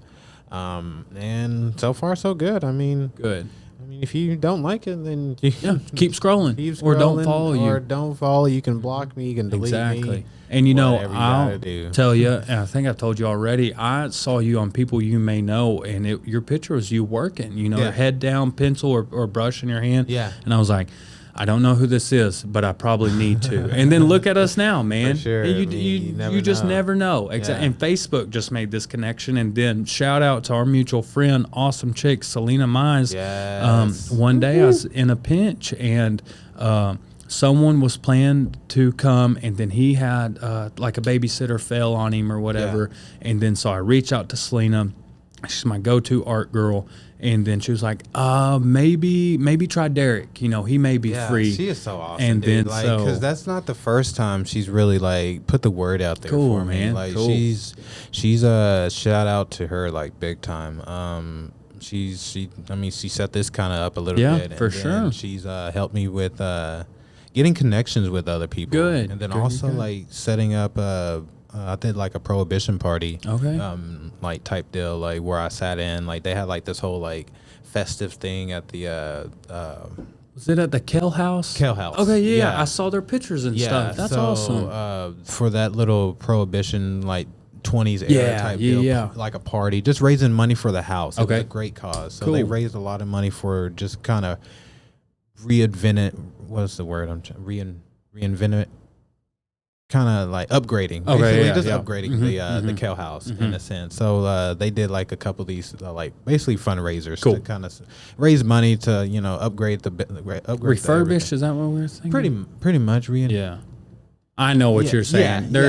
They've replaced a bunch of the like the shingles and Yeah. like just like upgrading and just keeping it up. Yeah. Keeping it restored and stuff like that. So she put you onto that. she put me onto that. What'd and, you do there? So that was really like my first time like doing an art piece for an event, other than like art battle. Like that, they gave me free range. Okay. They were super great to work with. Cool. So we set it up in a meeting with. I'm horrible with names, and I know who you are, and I'm sorry if you're watching. Selena and God, I think her name starts with a D. God, she's probably looking at it like, What did no. she? She was one of the curators. Her and Katie Britt. Okay. They kind of run like the whole thing out there. Okay. Or at least did at For the time. Kell House? For the Kell House. Okay. And so we set up a meeting with Selena and the lady. I'm sorry. And that was great. So Cool. And Selena came with you? came and kind of just Awesome. like You go, so it wasn't girl. just like, hey, put Show your up name, here. show up here and talk to these people. Okay. So she actually and it was pretty neat because we did like a canvas handoff. Like we took a photo with Selena, and it was her and I handing the canvas off to me. Cool, Like, dude. hey, so since I'm not going to be there, shout out to Derrick. He's going to fill in. for That's me. It was legit, dude. It felt phenomenal. So I shout out to her For sure, over and man. over and over for doing that. And set that thing up, and they said I have free range. Like, just make it 20s era or something with the Kell House. Okay. I asked a few ideas, but I liked them, but it didn't really fit to what the party was about. Okay.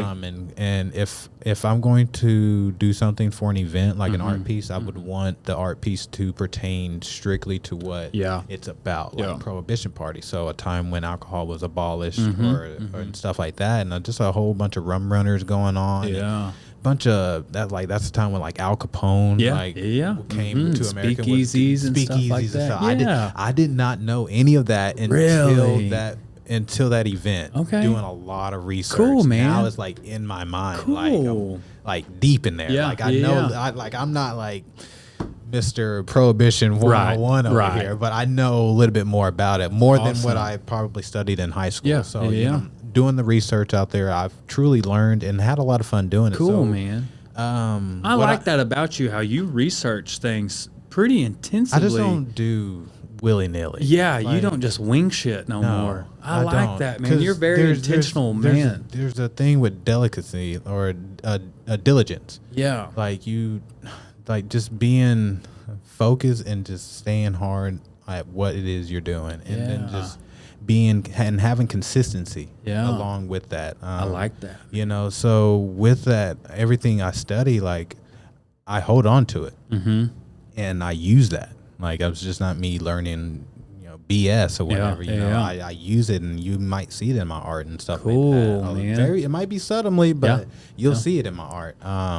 So what I ended up doing was a barrel. I had a picture of a barrel, and then like a whiskey glass sitting next to that barrel right in front of it, and then it looked like it was topped over and the fluid from the barrel was flowing into the cup. Okay. And then on the barrel, on the bottom of it, like I said, it was on its side, and so it looked like it was pouring into the cup. On the bottom of it, they have those barrel stamps on the bottom of it where it's from. I did like a customized piece. I put KH at the top for Kell House. Yeah. And then at the bottom, I believe it's like limited edition or something. Like just kind of make it, just having fun with it. And I stuck like a date in there or Oh. I think I put the established date of when the Kale House was Awesome, man. So close to the 20s or so. I did the.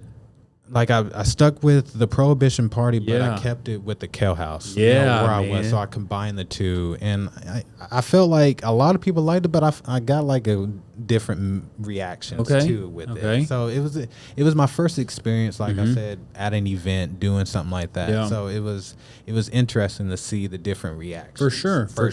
So I've seen, but overall, a lot of people loved it. Okay, good, man, good. I'd like to see that too. I'll do some digging on your Facebook now. It's on my Facebook and my Instagram. Cool, so all that's on my Instagram. I followed this one chick on TikTok specifically to get her on this show, and I can't get a hold of her yet. I think she's too popular. But her whole business is she speed paints at weddings. And so she'll watch, and then find the frame that she can lock into her brain. And then maybe she takes a picture. I don't know if she can or not. Or I don't know what her process is. But fast before the wedding's over, and then by the time the bride and groom walk back, or maybe it's during the reception, so she has more time. That clearly differs. But then by the time they're done, she turns it around, and it's them. I've seen that. Gosh, it's crazy because I'm looking, I'm like, well, yeah, it's a painting of them, and they got the same suit, the same dress on, and at the the same people that were there. Yeah, so it's crazy. It is completely wild. When I'm painting, it takes me a while. Right. Not a lot of people know it, but I don't use acrylics. Okay. Well, I guess a lot of people see my work and see the blending and stuff like that, and see like Selena's stuff. I think she uses acrylics. And guess they're two of the same. But no, I do oil paints. Yeah. Which is it can be a slow or a fast medium. It just depends on what you put with it. Okay. If you really break it down, it's just pigment and oil, and they put it together, and then that's your paint. But if you change that viscosity of that oil, it'll make it flow smoother, and then it'll thin it out more, so it'll dry faster. Or you can thicken that up, and then it'll slow the drying time on it significantly. Yeah. So it just depends on what you're doing and what you're trying to achieve. Okay. There's a thing called fat over lean method. In oil painting. It's like you put a thin layer down. You're basically putting the foundation of your colors, the everything down, but in very thin layers, almost opaque, in a sense. And then you go over that in thicker paint, which is going to be your final colors. And then you might more see it with like impasto work. I'm not familiar with that, and I don't know if anybody else will be, so educate us. Yeah, impasto, hopefully I'm saying it right, is more of a thicker way of painting. And you'll see it. That's what you were trying to describe to me the other day. Okay. So you'll see like the heavy brush marks or like literally clumps of paint. Like a glop on there. Where they put on and then took a palette knife and put the lines in there, whatever may have you. So it's a different. There's different types of styles with oil. Like it just depends on what you're trying to do. Yeah, for sure. Hey, let's take a quick break. I'm gonna run to the bathroom. We'll snip this right out, and then we can get. And we're back. And Derrick was just telling us about the oil paintings, but I kind of wanted to rewind you a little bit and then get to kind of the start of your professional career, really like right when that line in the sand happened and you took over. Yeah, professional. Yeah. That's a big word. It is, and I'm going to give it to you too. And so I know what you told me the other day, but I wanted you to kind of tell us about what was planned, what didn't happen, and then what happened. So I would probably say, starting with shout out to News Channel 6. More importantly, God dang, I'm sorry, dude. Was his name Josh? No, I don't think so. Can't remember. You told me as well the other day. I did. I do remember. I'm drawing a blank right now for people, so sorry, but you know who you are. I hope he's watching this. I hope he tunes into this. Dang, I almost said his name again. But he's one of the journalists, and I believe he still is, a young guy, skinny guy.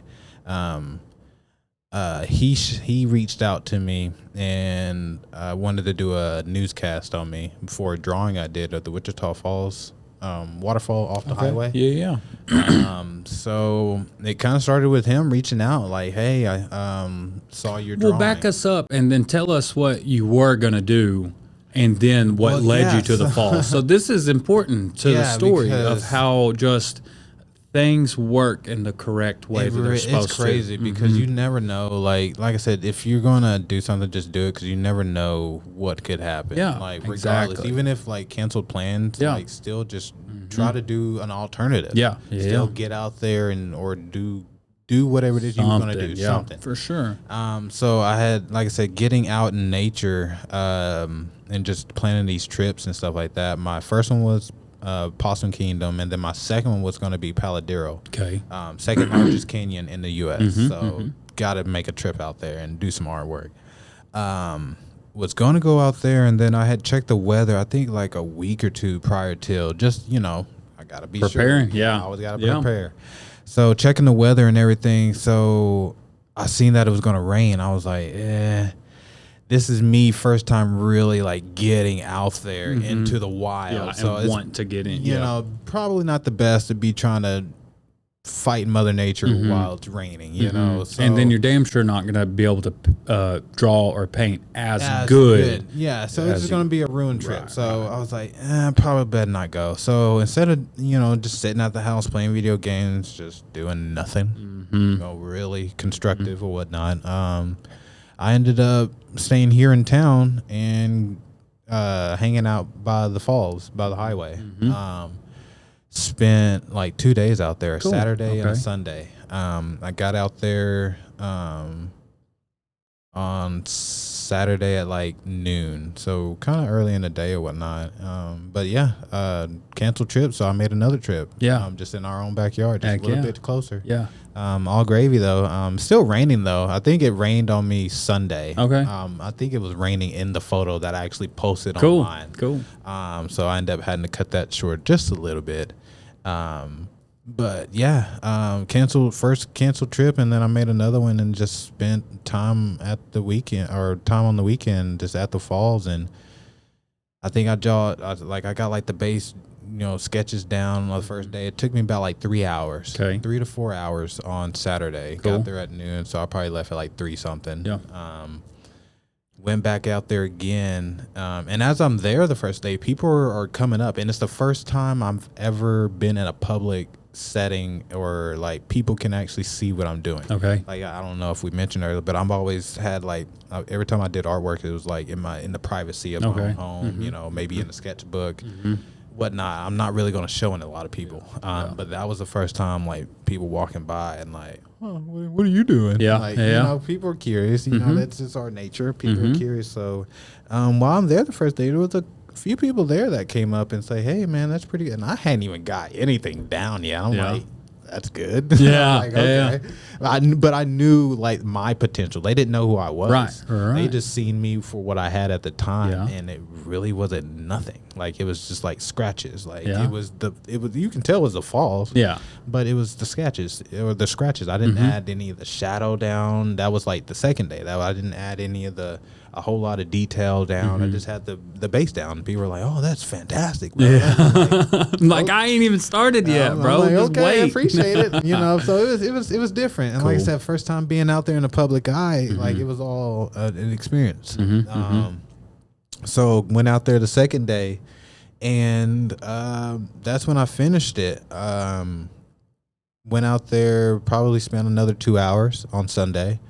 And got it done, and then posted it real quick because it was, like I said, it started to rain, and I did the post and ghost, didn't look at it, and then all of a sudden I've never got that many likes on anything. Cool, man. Cool, good. Like I don't know what it ended off at. I think it was like 200 or something like man. that, and that was just like on my post alone. That's not counting all the other shares that got their individual likes from their individual friends, and then that share goes to that share. I've never had anything blow up like Yeah, that man. before. Legit. Like, you know, it doesn't matter if it was like on a local or big or national. Yeah, It yeah. was like, you know, there was a lot of recognition that, you know, of years that I put into what it is that I do. Yeah, and then man. like people are really seeing it. And that's not what I posted it for, but Yeah. it's like it is appreciated. Yeah, for you know, sure. to know that like you did something. Yeah, You know, man. God Yeah. dang.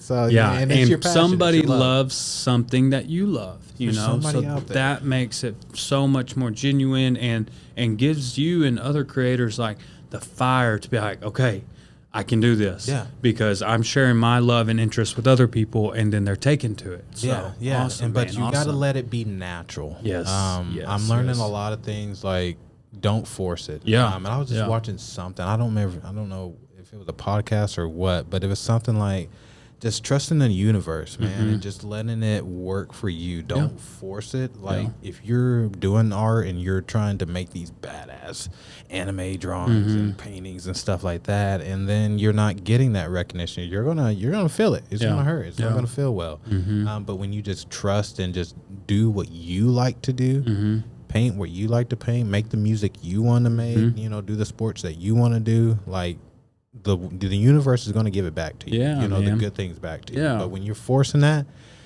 it's not going to work. Exactly. It's not going to work. Yeah, for sure. And then so you're outside painting, and then some people are watching you. You post it, and then one person stood out more than the other, and then opened an opportunity. What happened after that?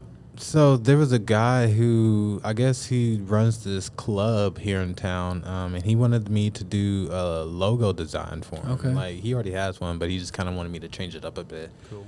And I kind of worked with him, but I kind of lost contact. So if he's watching this, please message me, because I still have like all the copies that he had that he gave me. What business was it? I think it was a wrestling club here in town. Okay. That's right. You did tell me that. What do you know if it was Wichita Falls or Owl Park? It was Wichita Falls. Okay, for sure. okay. Yeah, I know because he lived right around the corners from the waterfalls where he met me. Okay. He said he goes out there and he hikes. Cool. Cool. But I lost his card, but I have all the copies because he had already went to somebody else trying to get this done. Yeah. But he didn't like little stuff here and there. He wanted it more of a realistic redesign, sort of like what I do. What he had the other guy do is more cartoony, like the hands because he wanted like something to hold like a globe or something like that. And the hands look really cartoony. Gotcha. And the muscles look like there was muscles and arms and stuff. Like he wanted me to fully redesign it. Gotcha. And like he wanted it more realistic, Okay. like what I do. Not like totally, because it's still going to be a logo, so you can't add like super detail and stuff. Right. But he just wanted me to change it up. But I lost contact with him. So like I said, if I ever run across with him, I'm gonna have to do something. For with sure, that. for 'Cause sure. I still had, like I said, I'm tired of seeing those coffees underneath my bed. Yeah. I'm like, God, I want to. Yeah, I want to sell get them this off done. for sure. And then, so when did the guy from KFDX or News Channel 6 come into play? So he messaged me probably a couple days after it was posted. Cool. And it's going right now. The likes are coming in, the reactions are coming in, the comments, whatnot. I think it was like a day or two. God dang it, I almost said his name. It's making me upset, and I feel so bad. But he messaged out to me or reached out to me, and after that, we set up an interview. And hold on, can I? Yeah. If you want to find it, for sure. It's not gonna take me long. Cause like it all started with like him like really like reaching out to me, you know, and just like putting that faith in me and like I'm really showing you like some love. like some people like really be interested. Yeah. And, like he did that for me and like set that up for me, and like I didn't ask for it, you know, I didn't do anything but just posted like, hey, I did this drawing real quick and here we go. And then so like we set that up, and it was a couple days later. It was crazy because we had already had an interview date, and the mayor messaged me, and it was it was kind of wild because look, prior till I didn't really keep up on what's on the I Right. couldn't tell you who my mayor was. Yeah, I could probably tell you maybe who the president was. I couldn't tell you who the vice president was. I didn't care about none of that. I didn't care about. And what year was this? Just 2 years ago? Last year. Okay. Yeah, last year. Dang. I thought it was 2020, but Time no, gets all mushed up with this weird COVID stuff. Yeah, it did. But 21, I believe. Okay. Early. Gotcha. Kamala Harris is our vice president. Yeah, I know that now. but back then, man, I couldn't tell you anything, so I didn't know that it was the mayor messaging me. Right. Be honest with you, I'm sorry. I hope he isn't watching this.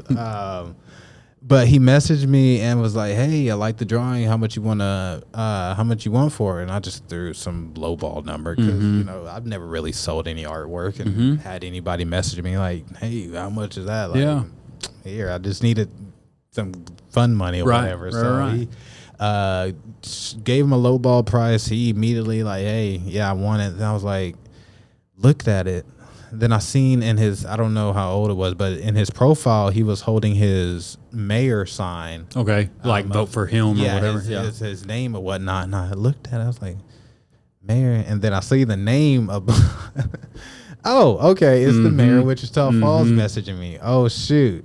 All right, this is real. So this changes a lot. Real quick. So I end up messaging the guy from News Channel 6, and then we end up making a whole deal. And he was like, "Oh, that's fantastic. We can maybe message him and get him in the newscast." And got that all set up. Messaged the mayor back and was like, "Hey, I've already got this thing with News Channel 6, and they would like to make a story on it with you in it." He was like, "Yeah, definitely." Just cool, man. Like super easy, dude. The whole interaction was like. I was like kind of like the middleman, so I mean it was no problem though. I was like, "Hey, we got a date like this. Talk to the mayor. He's available here. Cool. Talk to News Channel 6 again, and then we finally made a middle ground and then got it set up." Look at you, man, working both sides it was like great. that. And by myself, never done anything like that. Like didn't really know what the heck I was doing, but I mean I did it. Good, man. Good for you. And I enjoy every and it single worked bit of out. that. And it truly did. I can see this with a lot of my guests that I've had or just other friends or people that I know is that introverts or people that are a little bit more reserved or don't like talking to people that they don't really know find it easier to connect with people and talk with people and build relationships when it involves something that they're passionate about. It makes it a whole lot easier. Exactly. It gives you an icebreaker and it gives you something that you're comfortable about. And then also you being a perfect example, you educate yourself so much over anything that you're getting into. And then you know your shit whenever you want to talk about something. And then I mean, you don't want to be getting up there acting a fool on camera. Like, exactly. It's recorded. Like exactly. So, just I don't know. Like I said, diligence. I mean, just just diligence. I mean, just having that foundation of working hard, keeping at it, and don't deter from that. Because I mean, like I said, you never know where it's gonna take you. And then just like you said, the universe works in so mysterious ways, but then it works for you when you're working for yourself. And I was thinking after our lunch the other day, I wanted to ask you, were you doing any type of like manifesting or like meditating and like focusing in on certain goals to let these positive life-changing things happen to you? Or was it just kind of like off the cuff that it happened? Or were you you weren't being intentional anyway of like, I'm going to change X, Y, or Z? No. That's awesome, man. Truly, like trying to like get my art out there. Like, I didn't do anything different, and I still don't do anything different than I did do before. Like, it's just, but you're getting out there and you're talking more to people. I really am. I catch you at Ninth Street at the art exhibition. I go to art events now with everything, like getting out there in the media and having the News Channel 6, a couple News Channel 6 interviews. So cool. Seriously, shout out to News Channel 6. Yeah. Tila Grant, shout out Tila. I see her at the gym all the time. Tila Grant, like she's reached out for me on my second interview. So shout out to her. She got me in for Black History Month. Yeah, they did a segment that's on. right. So cool. that was that was an experience. So Sure, man. Well, let's back up, and then you were kind of telling me when we were eating lunch the other day that after that interview, everything just kind of took off for you, or at least started heading in the right direction. That first one with the waterfalls drawing, like it was crazy. Like so, I kind of gained like a following in a sense, like real quick. People.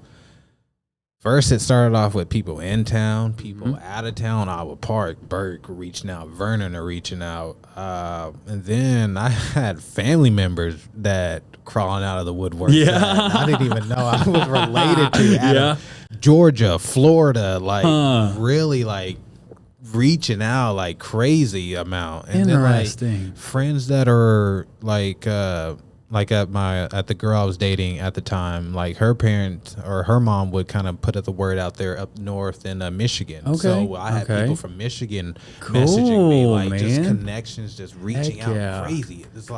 It was like I would probably have like 400 or 500 friends. Yeah. And it's not important to me, but just take in mind, like I would have probably like 400 or 500 friends on my Facebook. Yeah. Now it's like at 1,000 and like in a year, but like in that time, it'd be like 30 friend requests. 20 friend requests, wow. Every day. Interesting. Like just people reaching out and just like putting the word out there for me because I feel like a lot of people know how long I've been doing this. Like no teaching, like besides school, like advanced school, but like I have never taken like an art class. Like I didn't go to college for this. I didn't study besides what I've done and what I've liked to do. And what I wanted to do, which was the main thing. I didn't want to take classes and they teach you bullshit. You know, I know the foundations. I've done them over and over. I know how to shade. I understand value. I understand color to a point, but I understand these things. So I didn't want to take these classes that teach you BS, going to like college and you got to take math and reading, like, and then a physical education type of thing. Waste of money. Complete waste of money. And then people are also bitching about there's a hot debate right now about whether it was correct for the government to forgive these student loans. And then people are finally starting to bring up the correct question of, why the hell is it costing this much money? And why are we sending our attorneys or, potential doctors or nurses, whoever, to school to take a tennis class or, a advanced calculus, I could go to school and learn art, like, yes, gung-ho, like that's me 100%. So a lot of my stuff is just self-teaching. I enjoy realism, as you can tell, but then I also enjoy surrealism. Then I also enjoy a little bit of abstract. Like, not a lot of it. Some of them abstracts just be like, really, bro, what are you doing? You just threw some paint on literally. And then the crazy thing is when they have like a backstory behind the abstract, I'm like, intricate inverted story. I'm like, and then they be in museums and they're trying to talk up that painting. Get out of here. And like, that's what the people that went to college and they also learned creative writing with their art classes. Come on, you ain't fooling me. They're a good salesman, is what they are. They are. So it's crazy. Like, but like I said, I didn't want to learn anything else that I didn't want to learn. So, I mean, I buckled down and did what I did. Yeah, you followed your heart and your interest. So that's what it's all about in the end of the day. Do what you love to do. For sure, man. I agree. And then that takes me back to one of my favorite little TikTok snippets I've clipped out of these shows. And it was Marcus McGee saying one of his favorite quotes was, find something that you love to do, that you can do every single day, every second of every single day, and then find somebody that'll pay you for it. That part's the harder part. It is. I'm going through it right now. And then, but man, when you find something that you actually love to do and actually are run with it, and naturally skilled at it, just the amount of passion that comes over you, Like there's this one, like I listened to this motivational speaker, Eric Thompson, dude. I'll check him out. Dude, please. I remember, shout out to my older brother, Stephen Mayfield. I remember it was back, I'm going to rewind it back a little bit. Fresh out of high school, man, 2013, like, because I graduated in 12. 13, man, fresh out of high school, not knowing what the fuck I want to do, like most, not all, but most, not knowing what you want to do, where you're going to go. Man, he showed me this speech that he did, Eric Thompson, man. It was How Bad Do You Want It? Okay. How bad do you want it? If you got time, please. Like that, I still listen to that today, cool. and from time to time. And one of those things in there, it talks about like success and everything like that. And he mentioned a quote like, he mentioned a lot of stuff in that whole thing, but he mentioned like something, you can jump up, you can do flips, but you will never be successful until I ain't got to give you a dime to do what you do. Oh, okay. Like Damn. just saying that just gave me chills a little bit. Like there's a lot of that stuff in there. So I took that as like, kind of like what y'all saying, like just do what it is you love to do, like without the money, without any of that, and just show that you love what it is that you do. Yeah. And then, like I said, the universe will work for you. Yeah, man, it is. And it's so funny how, like you were saying earlier, just whenever you start doing the right things or start being intentional and stuff, like it does, the cards start laying out in front of you correctly, you know? Yeah. And it's just so fun to kind of be a part of that ride and just let it take you along the train. You never know. Like it might be far, it might be short, and it might stop for a second, and it might pick up again. You never know. So like from there, like from the News Channel 6, it was... What was the second deal? There was something else. There's like my time is going by so fast, but I think the main thing next after that waterfall sale to the mayor was an art battle. Yeah, let's dive into that, man. I was winning that. That was crazy. Yeah. So I won last year. Okay. So shout out to XIM for.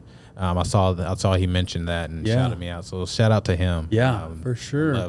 Love that guy. Yeah, he's awesome, man. He's nothing but positivity. For sure. I love it. Just like you. So it makes perfect sense that y'all, Yeah, we talked about collabing, and we do. Cool. We will. I know. Sure. I'm sure he's watching us, or at least I hope he is. Yeah, but we will for sure. Just kind of walk me through, like, so what went through your head of seeing that it was going to be available here in Wichita Falls, and then signing up, and then let's tell us about like the experience of like how it all works, because I had to have Anthony explain it to me a little bit, but I want to know your firsthand experience with it as well. So it's our speed competition. You can use a lot of the rules have been changed on what you can use. Before it was just acrylic paints that they provide. Okay. But now they changed it where you can bring your own supplies like acrylic paints, oil paints. There is stipulations to what you can use, like on oil paints. You can use like odorless mineral spirits, but you can't use like other stuff to clean your brushes because of the toxicity. Right. Which I think Selena had to teach me about. So there's a lot of toxicity with using oil. So you can use it. You just have to use the correct stuff to go with it. I've seen airbrushing. Cool. I've seen people, I forget what that's called, but they pour just like a bunch of paint on the deal and then they tilt the canvas and stuff like that. I forget exactly what that's called. I've never heard of that. I have a friend, shout out to Callie. She does stuff like that. I bought one of her pieces a while back. But you can do pretty much whatever you want. Okay. I'm looking and see if I could do some spray painting. Dude. I'm in next year for sure. Because that's kind of like my thing right now. Okay. But what it is, speed painting, you got 20 minutes. Okay. Each round, there's 3 rounds. There's the first 2 rounds consisted of 6 contestants, which battle it out to go to the 3rd round, which will have 4 contestants. Okay. So 2 from the first, 2 from the second, go to the 3rd. Okay. And the champs picked out of the 3rd round? The champs is picked out of the 3rd. Cool. So, and like he mentioned, you can go online and vote now, which is a thing that they've been kind of playing with, which helps a lot. Yeah, like America's Got Talent kind of thing. You can download the app and do it. Yeah. I didn't know that the first time I did it, but when I won this art battle, I went to Dallas and painted in Deep Ellum, which is where Selena did a mural. I don't know if you remember that. She down Blues Alley. Yeah. So down there, she I was able to do that round and then watch myself on the live, Crazy. like what you would be watching. Like, it was weird. So Yeah. it was a different feeling. For sure. And then But throughout these different rounds, you don't have a topic. You can do whatever you want. and it's a different painting. And it's a different different art piece of anything. Yeah. Okay. Of anything you're doing, out of everybody. Everybody's doing something So different. you got to start fresh if you make it to the next Yes. round. Okay. You can't touch the canvas. You can't prep the canvas. Interesting. You can't do anything but bring your paints. Here also what's helped a lot, there's also been kind of talk about it, but it's about getting your paints blended up and ready prior to. Okay.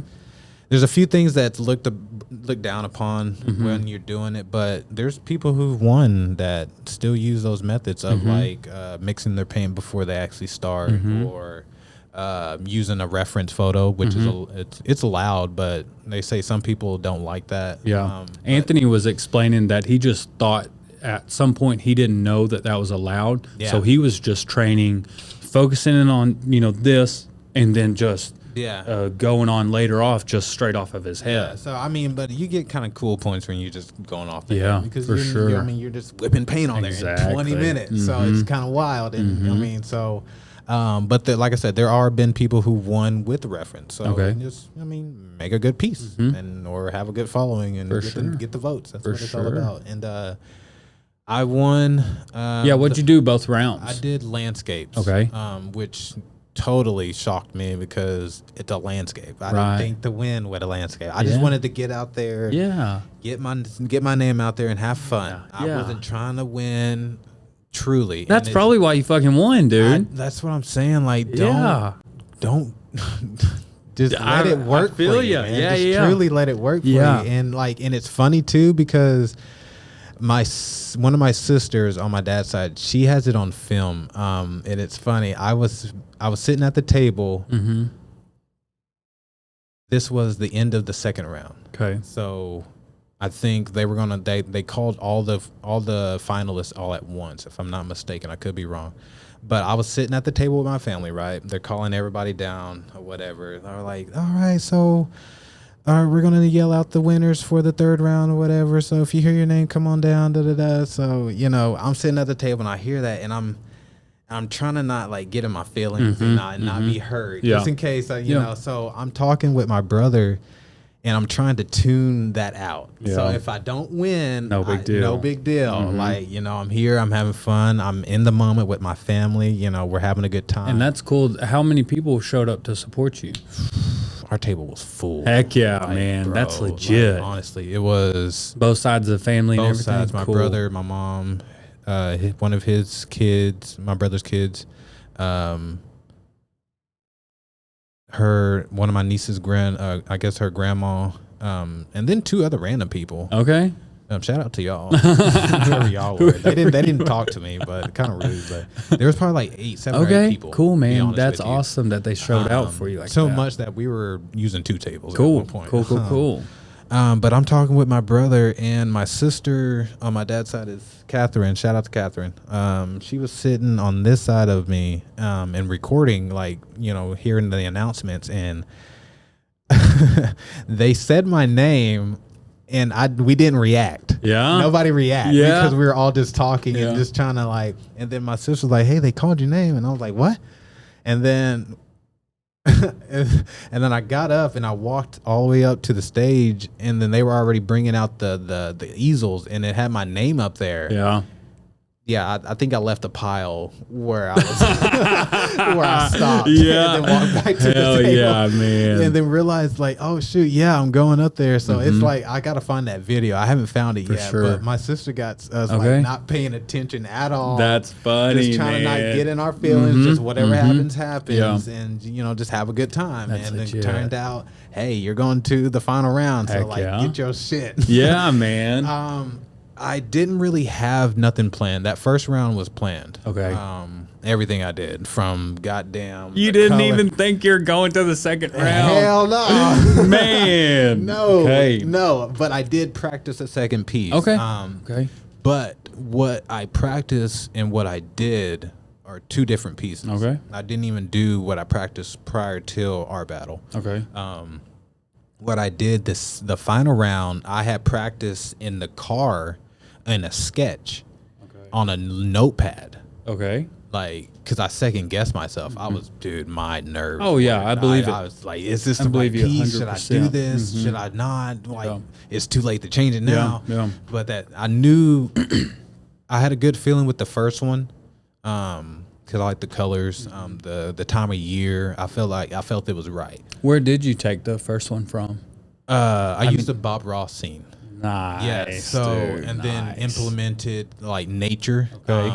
wildlife, and then changing a few things up to make it more me Yeah. and stuff like that. That's So- awesome, man. So it's not like an absolute replica Right, and stuff right. like that, but using the techniques, Okay. which I never knew how to do, which was called alla prima, which Okay. is another one of those methods. It's just Okay. wet on wet painting. Okay. With I said layering, you usually put that fat over lean method. You put that thin layer down and you wait for it to dry. Okay. Which could Forever. take Yeah. forever. Yeah. Depending on how thin it is. It could be real quick or a week. Yeah. 2 weeks. But with the alla prima, you're not waiting for shit to dry. Like it's you literally cover the entire painting with white paint. Okay. And then you put your blues, your colors on Okay. top of that while Okay. it's all wet and movable. Interesting. Yeah, it's Okay. different. Yeah. I never learned that method Yeah. until watching a lot of those Bob Ross Okay. documentaries, or not documentaries, but those Just training study. Yeah. if you Work-alongs. if you work on, or not work on, but if you look on like your like free app on your TV, like a Roku channel app, you have like free channels, and like there's a Bob Ross channel. Okay. So I've watched all of those. Cool. Like just going through, like freaking out, just going through my channels, and then Yeah. I stumbled upon that Bob Ross channel. Started Okay. really like yeah. head Yeah. first into it, like, because I knew if I used the way that I normally do, because I do tiny stuff in segments, it's not going to work in 20 minutes, my guy. Yeah, That's for just not sure. no fucking way. For sure. So watching Bob Ross paint these beautiful pieces in 20, 30 minutes, like, okay, come on with He's it. already the speed king. Let's go. Gotcha. So I learned that alla prima method, putting Okay. that watercolor or putting that paint down, but it's different. Bob Ross had time to prep his shit Okay. before the cameras were on. I don't have that. Right, I'm right. at the canvas with a dry canvas. You know, I gotta quickly put that stuff on real quick. I gotta quickly mix my colors. Like it was It's intense. Yeah. like that, dude. It was a lot of muscle memory and like a lot of technique that I had to learn like within a Cool. month time. Okay. Because I put in the application to Art Battle willy nilly. Okay. I was at lunch one day and I seen a flyer and I was like, okay, I mean, you can't. There's no money to participate. Why not? Yeah, might yeah. as well For sure. Yeah. And Good- then good for get you. Get your name out there, have fun, Yeah. whatever. So Yeah. took the flyer from Slotsky's over there on Kent. Okay. Love that place. Shout Yeah. out to Slotsky's. Good Sammy's over there. Yeah. It'll ruin the top of your mouth like Captain Telling Crunch you, will, oh my but God, damn, it's worth so it. good. But I took their flyer that they had out there or whatever, just sitting out there for free, and put my application in about 2 or 3 days. Got the email from Okay. Bob Barrow. Okay. Yeah. Uh-huh. I think you heard his name a couple times. If not, you will. Got the email from him, and shit, the rest is history. Heck yeah. Do you have to turn in any work to apply Yeah, to it? so Okay. there's like in the application, there's a part where you kind of describe of course, you know, your name, and all that good stuff. And then you describe your work, and then you post some image. I think 8 photos are allowed. I think I did 5. Okay.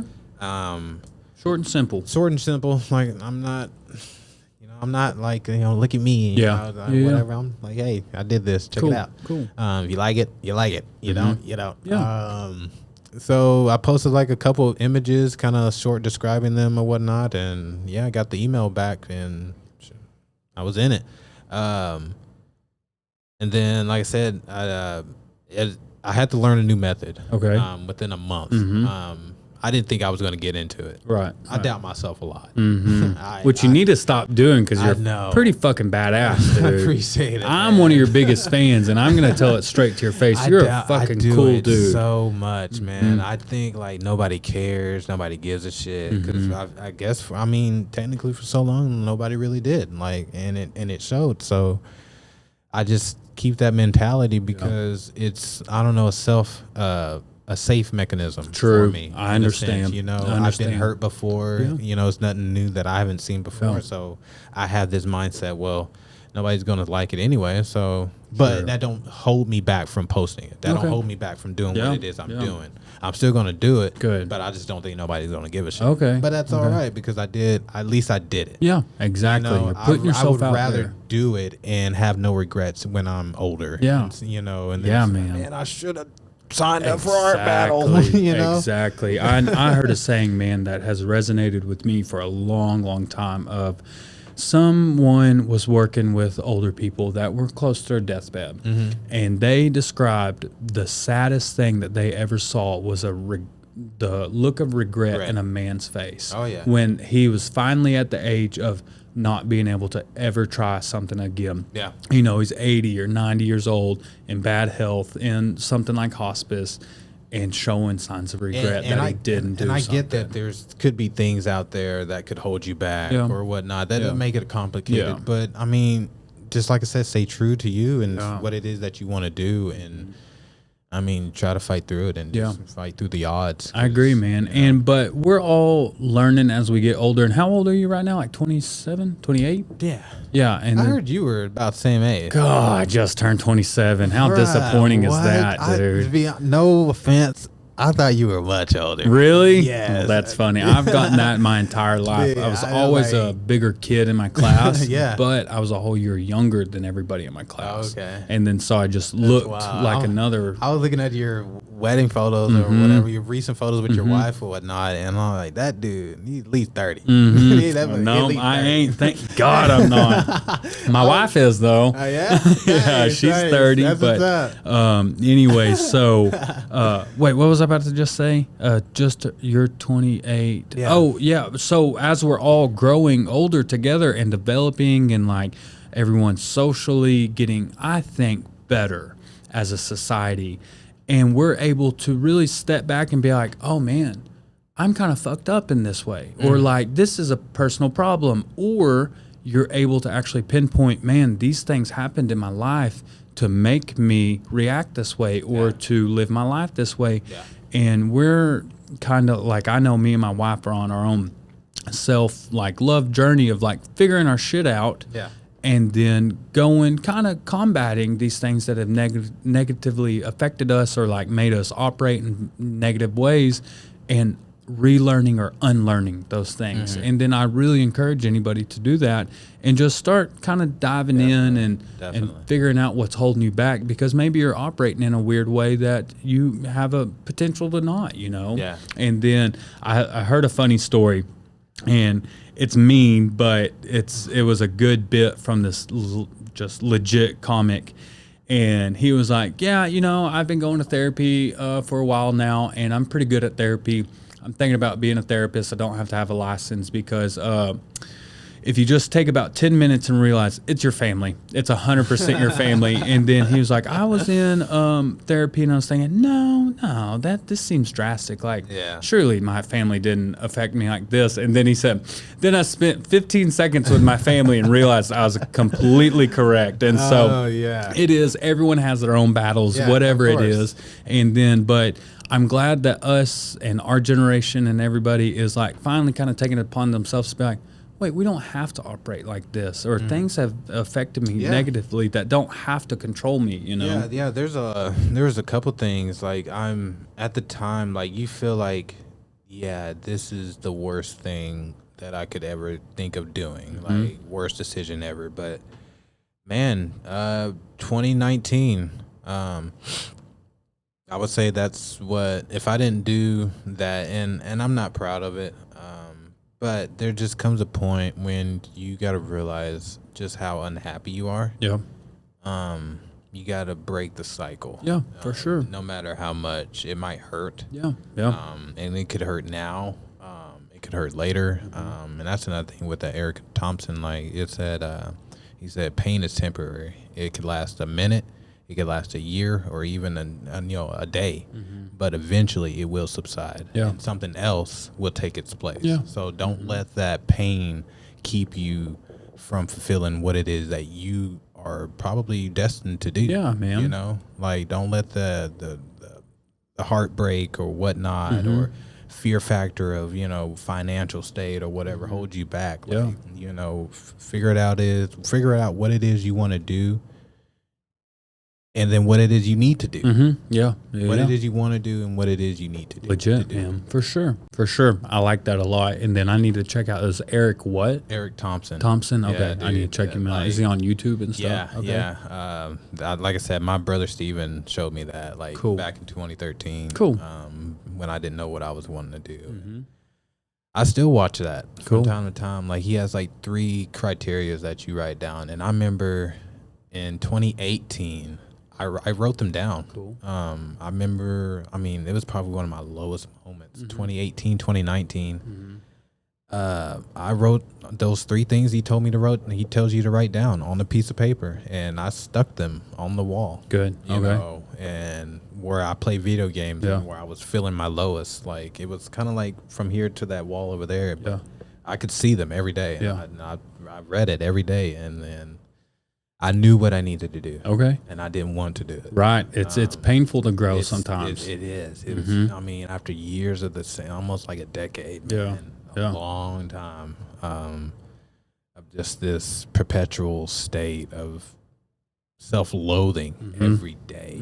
Like, it doesn't matter if it was a little bit or greatly. And most of the time it was greatly, you know, so getting yourself up out of that rut, you know, making the sacrifice that you need to make, you know, I say do it. Yeah, man, like, for sure. You never know. For sure, man.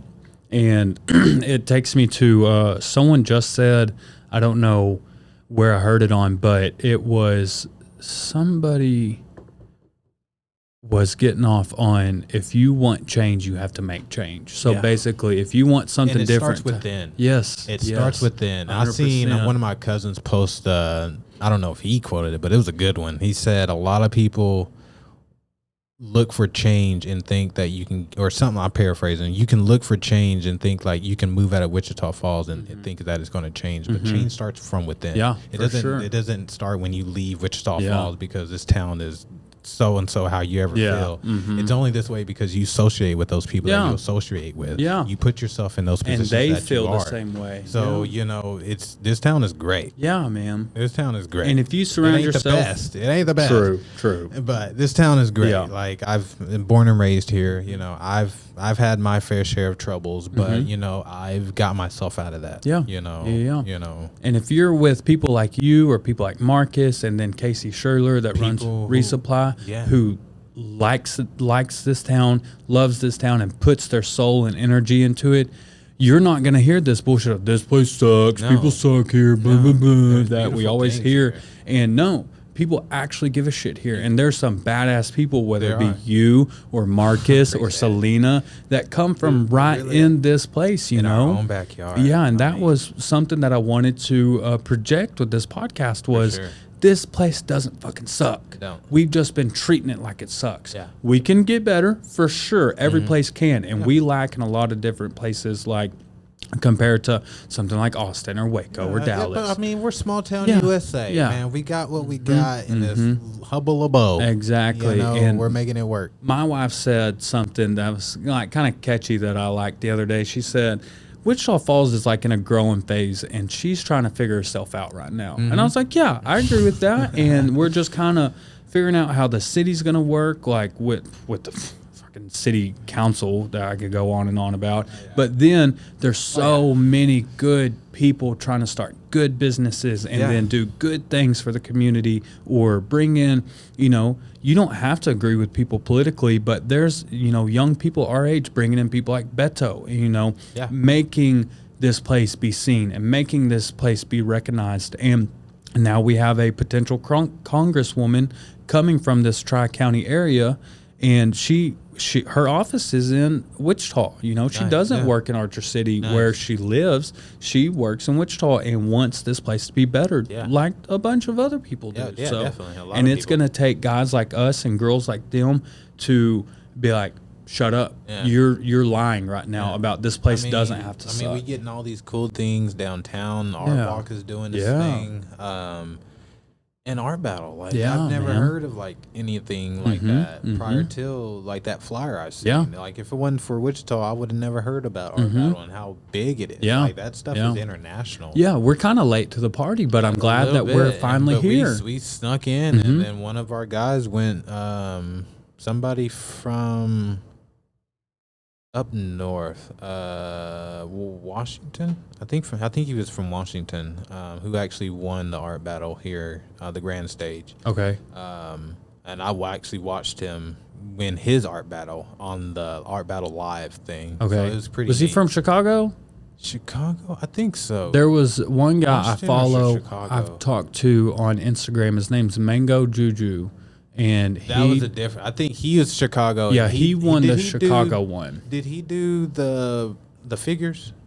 He What did he does do? very similar to Juba that was at Ninth Street Studios. A lot of abstract, but then did you ever play Crash Bandicoot when we were little? And then the tiki faces that would come up. He likes to use these. I'll just call them like characters that are very similar shaped. Maybe not a big tiki feather or anything, but like similar shaped heads with big eyes and drawn out eyes, but with a lot of abstract behind it and shapes and lines and big splashes of color. He's legit, dude. Okay. He's super good. Just check him out on Instagram. Yeah. And I told him since I knew that he's come to Wichita before, I was like, man, just know if you step foot back in this town, you're invited to this show. And I told him, like, this is Texas Barons, like, so it is specifically made for Texas entrepreneurs, artists, and politicians, but we'll make a cut in for you because he's so legit. I wanted him and to hear his story and to talk about his art and stuff. And I was like, you can have a pass. You know, I know you're from Illinois or whatever, but you can have a pass on this one because you gotta get him in. Yeah, for sure. But yeah, man, just things like the art it's battles huge, like, connecting. and then we people. had like the international art, like the grand stage here that chose the winner to represent the United States. Cool. In international artist world. Yeah. You know, that's huge. Yeah, for sure. In Wichita, we had that. We hosted that. Yeah. That's nuts. Yeah, it is It's for nuts. sure. And so, so they had people like you that won the North Texas one. Yeah. And then from there, you would go into semifinals. Okay. Which represented a Texas finalist for all of the United States in the grand stage that was here as well. Okay.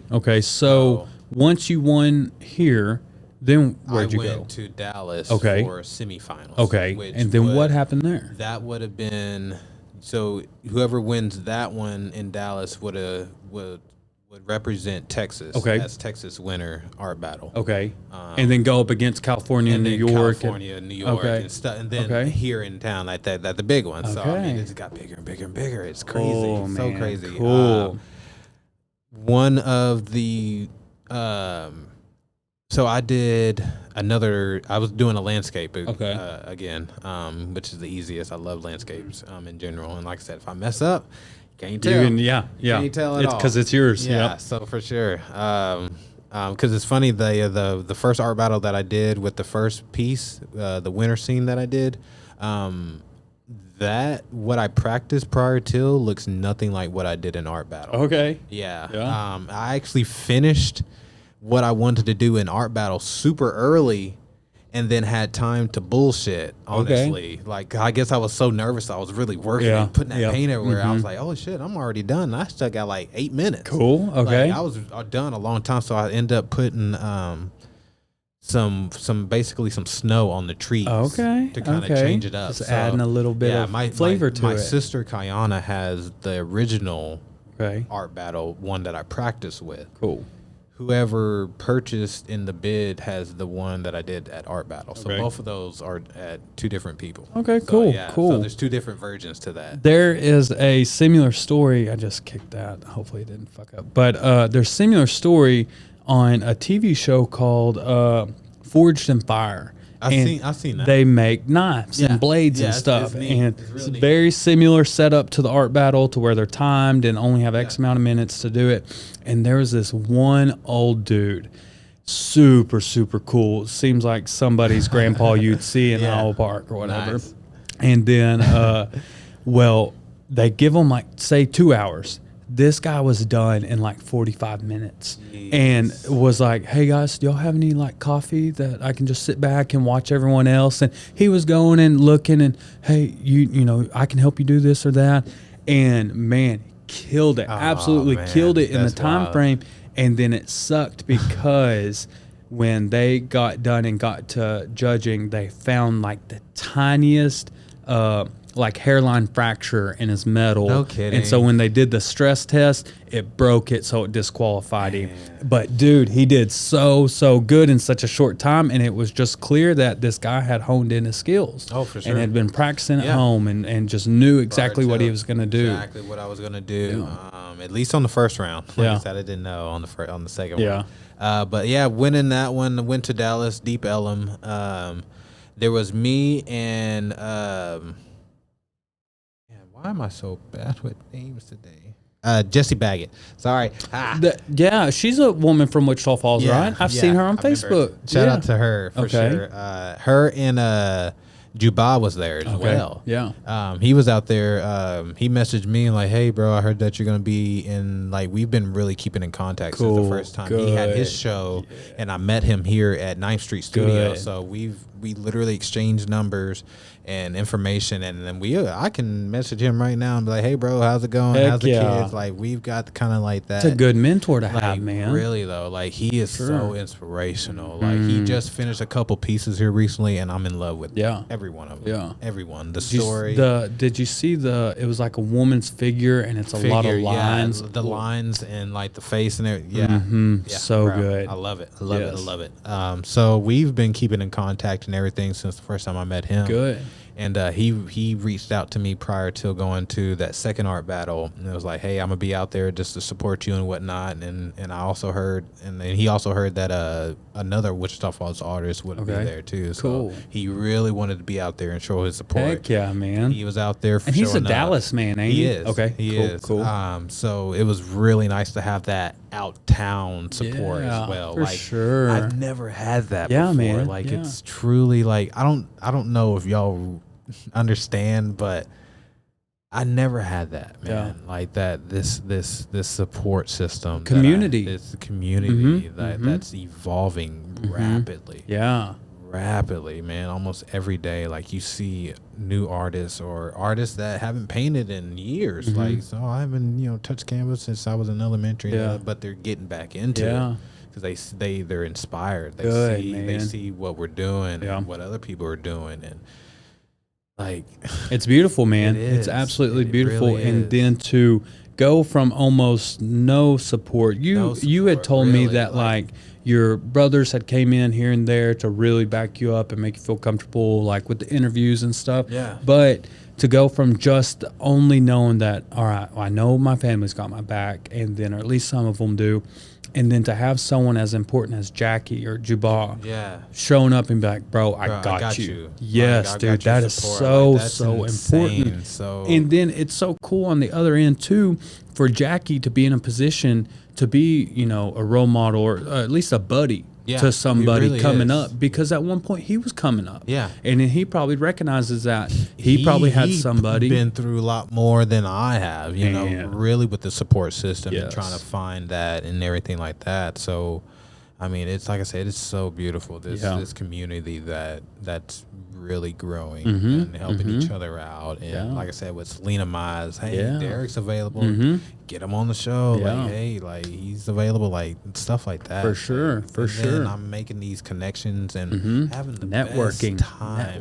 Every time. Good, man. Every time. Love it. I absolutely love it. And then one thing, I'm like, I can't talk too much shit. I've bought some art, but what we've learned is that the town of Wichita Falls, whether it be the city or business owners or personal collectors of art, need to unask that cash, and then Selena was, educating me on several people have reached out to her of, hey, I want my building done. I want this, I want that. And she says, okay, I have prices. I'm a legit professional artist. And then people go, oh, well, if you ever need some practice or like ever want a place to, throw something on. And she's like, I don't operate like that. Yeah. I have bills to pay. I have mouths to Give me feed. the respect, man, because there's a lot that goes into this. Yes. Years even for a lot of us. Yeah. Some of us can't just pick up a paintbrush or a pencil and draw for 5 years. Exactly. Like, some of us been doing it since we were young. Like, it's a passion. As we live this, we eat and breathe, and sleep it. Yeah. So I mean, like, give respect where it's due. Exactly. Like not everybody can draw. Like, exactly. And she said realism. she put it in a good perspective. Everyone respects like trades, whether it be carpenters or welders. Why is painting any difference? Because think about it, I've paid a lot of money to have my house painted, and it wasn't even that good of a job that they did, but I still paid because that was someone's time spent to paint my house white. Why would anyone try discrediting someone doing something even more challenging? Maybe painting a face or painting trees or hibiscus flower, which whatever. ain't easy. Yeah, exactly. On a huge wall at that. Like, it's Exactly. different on canvas. Like, you can probably map it out, grid and whatever, and you can just still do the grid on the wall, but it's a wall. Yeah, like, for sure. It's huge. It's a different ball game. So yeah, I just don't fully understand people's like, and I've put Selena's name out there, Cody's name out there when I see people being like, hey, we're wanting a building painted. Who do y'all recommend? And I'll touch base back with Selena or Cody and be like, hey, did you talk to those people? Yeah, but I was out of their budget. It's like, fine, that wasn't your ideal client because someone out there has the money to spend on you and your time. Yeah, and it's difficult trying to take on clientele like that, like, because I've gotten so many requests to do this painting, that painting. I want my dog painting. I want my daughter painting. I want my family painting. But a lot of them be just outlandish. I don't know what y'all think I do, but this ain't magic. I don't wisp a wand. I was about to say, you're fucking talented, but it's not magic. I don't wisp a wand and slim you down and then stick your 2 daughters in from a blurry photo that has no detail in it, that you can barely see who they are, and then put your husband in there, then you want him bigger and not slimmer. Like, that's not how this works, people. Like, it's a delicate process, and I take my time with it. I can throw some crap on there, but it's probably not what you're going to want to pay for. You see stuff,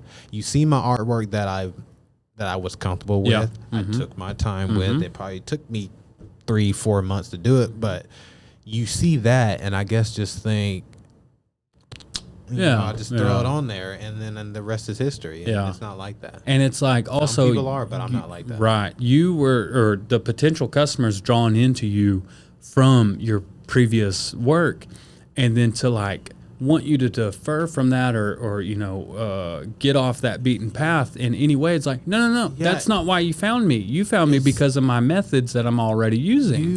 And it's difficult because a lot of people saw me from how detailed my artwork is. That takes me a while. Or they saw me from Art Battle doing 2 paintings in 20 minutes. Oh, he just paints fast. No, I don't. I hate doing that. I absolutely, and honestly, I don't even like painting, to be honest with you. Okay. I will admit, I don't even like painting. Really? I like drawing. Okay. Interesting. Interesting. Drawing is I'll be Learning the first about on the our air. artist. Yes. Yeah. I do not like painting because of color. Yeah. And that's why I mentioned earlier, like, I know a lot, but I could learn a little bit more about color. Okay. Okay.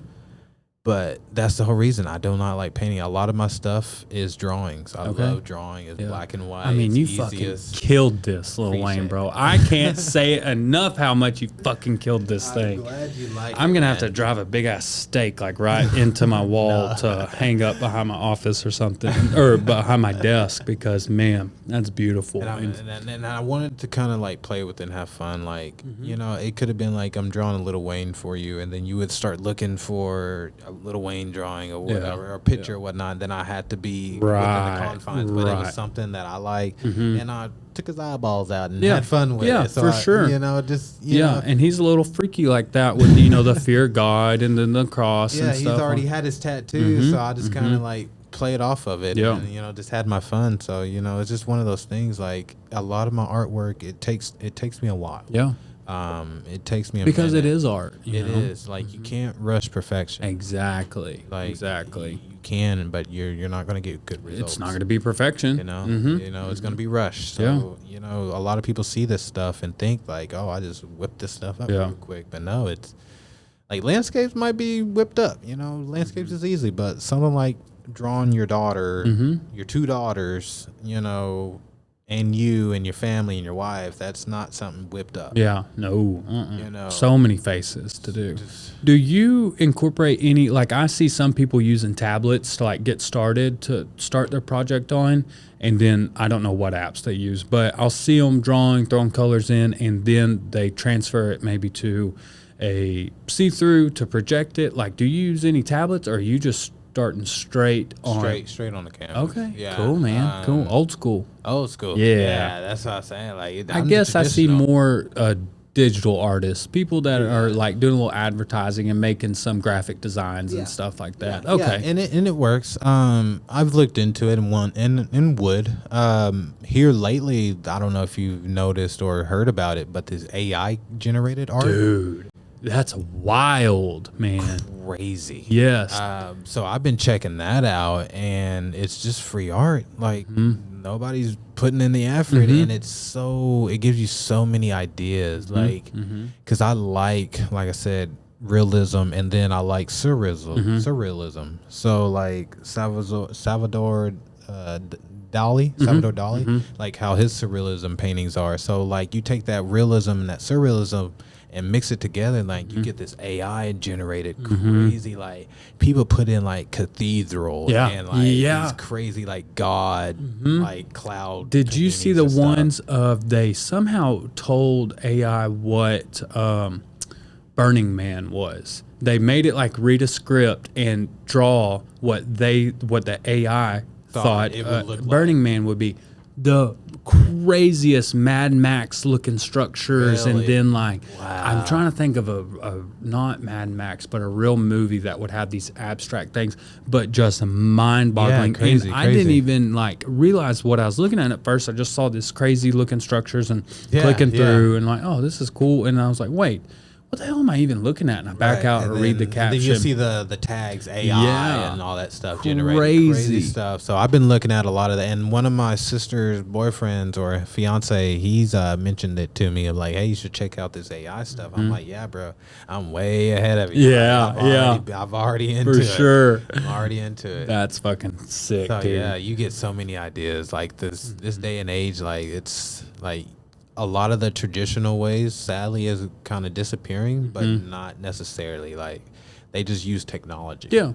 Just incorporate the two. Yeah, for sure. Well, I had a pretty important question for you, and you currently work full time at somewhere else. Yeah, Nissan. And then Nissan, and then but clearly art and nature are your big passions. For sure. Whenever I can squeeze them in. What is it going to take to get that leap of faith to go full self-employed? You and Selena were talking about that, man, and I look at different artists who are full-time artists, like not just here local, but online, like on Instagram and stuff like that. Like, how the hell do you build up a following that much to be like, yeah, I can stay at home and paint, pay my bills, make a savings, so at least I hope a savings. I don't know, man. I'm waiting on that big moment. But I mean, you clearly pay attention to like your surroundings and what's working for you. And that's the thing. Like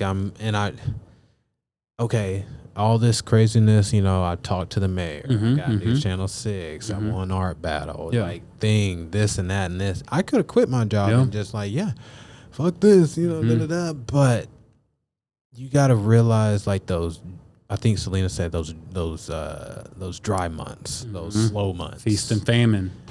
Yeah. It's scary, man. It's terrifying. Yeah, it is. Terrifying. And every entrepreneur faces it in some way, but when things are good, baby, ooh, things are gravy. I'm getting new paintbrushes. I'm taking my mom out to eat. Exactly. That was the one thing I did when I got the check from I think it was from the mayor, is I took my mom out to eat, you know, man. first thing. That's beautiful. First thing. That's awesome. So yeah. I forget what we were talking about. We were just talking about, what it would possibly Yeah. take to get you self-employed. Just waiting on that. Waiting on that. And I would encourage you to, you're already doing it, but really hone in on posting everything and then That's what showing it is. yourself. Or, we talked, you could go anonymous and then build your own character that way and just really let people connect with whatever version of you. And I try. I really do. I try and yeah, and you're putting yourself out there more. and I have but it just depends on what platform. I'm also realizing you got to realize on what platform you're posting on and what it is you're posting. And what it is who's saying. your audience is. Yeah, you really got to pay attention to that. So a lot of the stuff I might post more on TikTok because I have the free range. Right. I feel like I'm not easily as judged. Yeah. On like say It's kind of TikTok going on into the Instagram. abyss whenever you post it to TikTok because it's gonna algorithm's gonna push it wherever. It's gonna push it wherever, so it's not that much worry into it unless it like stupid goes viral, whatever. But I'm not doing anything to be embarrassed on to go viral. So if anything goes viral for me, like it's all props. Like it's just hard work There you coming at go. me. It's just the universe working at me. But working for me. you can for sure feel the self-censorship. Like I'm completely guilty of it when I post on Facebook, and then because you have your aunts and your parents and your grandmas and I think Selena and I talked about it privately a little bit about that. Just kind of us walking to the car or whatever. We talked about it's difficult posting anymore because there's so many people on your deal and not a lot of people think the same way that you do. Very true. What you feel can be empowering for you is like slander for them. Yeah, or for sure. Whatever they might be feeling. So it's difficult to post on Facebook versus other social medias where it's just like, people just think that is cool or don't and then keep on going. But on Facebook, they just like, you probably would have to see them eventually too. Like, hey, I saw you post so and so, and then have to deal with it. Like, what was that about? Yeah, exactly. One of my friends made fun of me a while back. He's always followed me on Twitter, and we've been Facebook friends for a long time as well. And he said, Levi on Facebook and Levi on Twitter are two completely different people. And it's true because I know my audience is different and I could be fun and free on Twitter. That's and be why like, I have fuck different it, TikToks and that's why I have different. That's why I post different stuff on different things because the audience is different. Yeah. And then it's one of those things I'm kind of trying to work away from because I want to really incorporate this new kind of chapter in my life of like, I am me. Yeah. That's what I've really been just kind of honing in on. And that's kind of what I was telling you about Frida Kahlo, that pillow out there. It was her just all the self-love that she proudly showed. Yeah. I'm wanting to work more into that. So like I'm going to proudly hang up my favorite rap artist in my office, and I'm going to be proud of these things of rather than censoring myself. And then like I'm getting a little bit more visible tattoos, and you can see these things and I'm cussing on the podcast. Like, because I want to be me, I want to get out of this. You don't want to be. I mean, that's one thing about me, and a lot with my artwork is like I hate to be put in a box. Yes. I'm one of those rebels, definitely in art. Like a lot of like old master artists in the back in the day that would rebel against like what was going on with the government and stuff like that through art, not like directly, like not going and burning buildings down. Yeah, and stuff like that, or painting like presidents with their head chopped off, not like forward direct, but like doing subtle things. There's I forget the name of the artist, but if you look, there's called the black painting. Okay. It's a black square. Okay. The wildest thing ever. It's probably like a 10 by 10 black square. Okay. White with a black square in the middle. That's it. Sold for millions. Damn. Okay. Millions here recently. And I got to do more research on it. Like, why is a black square selling for millions? I don't care how old it is. Yeah. It's a black square. Yeah. But it was like at a time where I think like the French or something like that revolution was going on and stuff like that. So a lot of artists was censored on what they could do on paint and stuff like that. So he would put this black square very subtly in his paintings after he did that black square originally, after he was imprisoned and stuff like that, and he ended up using it as his signature, just the black square. And then years later, they found the original black square canvas painting sold. History, man. Nice, crazy. Man. Love that. It's like, a lot of these paintings are weird and might be stupid, but you gotta look at the history on why it was painted and when it was painted and stuff like that. It'll blow your mind. Yeah, I heard some crazy stuff that the Vatican, this weird like micro country within another country, is sitting on top of basically vaults of just, I don't know if it'd be acres worth of underground structures, but they have in the upwards of millions and millions or close to billions dollars worth of art locked away from the, what would it be? The Roman times. And then someone had a good bit on it. It was another comedian was like, the Catholic Church has done a lot of damage to whether it be young boys or young girls. They need to, best way to do reparations for this would just be anyone affected, come get a piece of art. About $1 million, you're good. And then you hold on to that or you sell that art and you're covered for life. I'll take 2. There you go. And then anyways, I just thought that it was so odd that the Catholic Church is like harboring all this millions of dollars worth of art, and it's like, what's really down there, And then because you see the Sistine Chapel, and then just the real, I don't know, I call them real people in the art, like just there's so much voice and so much emotion going into that kind of stuff, and it's like, where did we change? What happened culturally for do people go more subtle or go to objects and stuff? It's just interesting to follow the history and see what works, what sells. I'm sure sales did drive the motivation of certain different or like arts impressionistic artwork and different stuff like realism got changed over the years on like the brush strokes and like how a painting was painted. Like it all changed over the years, like because of war and like revolutions and stuff like that. Like it's crazy to see the history in art. Like I wish I had taken a history class somewhere along the line, because I would have.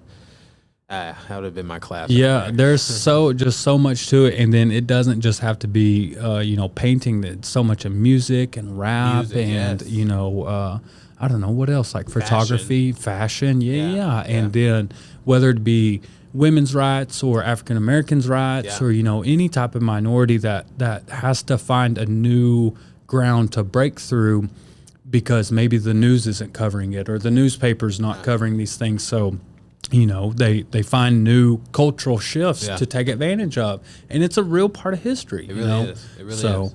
Man, I think we've had a real beautiful time. I'd like to encourage us to. I just wanted to see if you wanted to try out these smelling salts that we got. I've been looking at them. Get a little weird time. here. It's wild. Yes, for sure.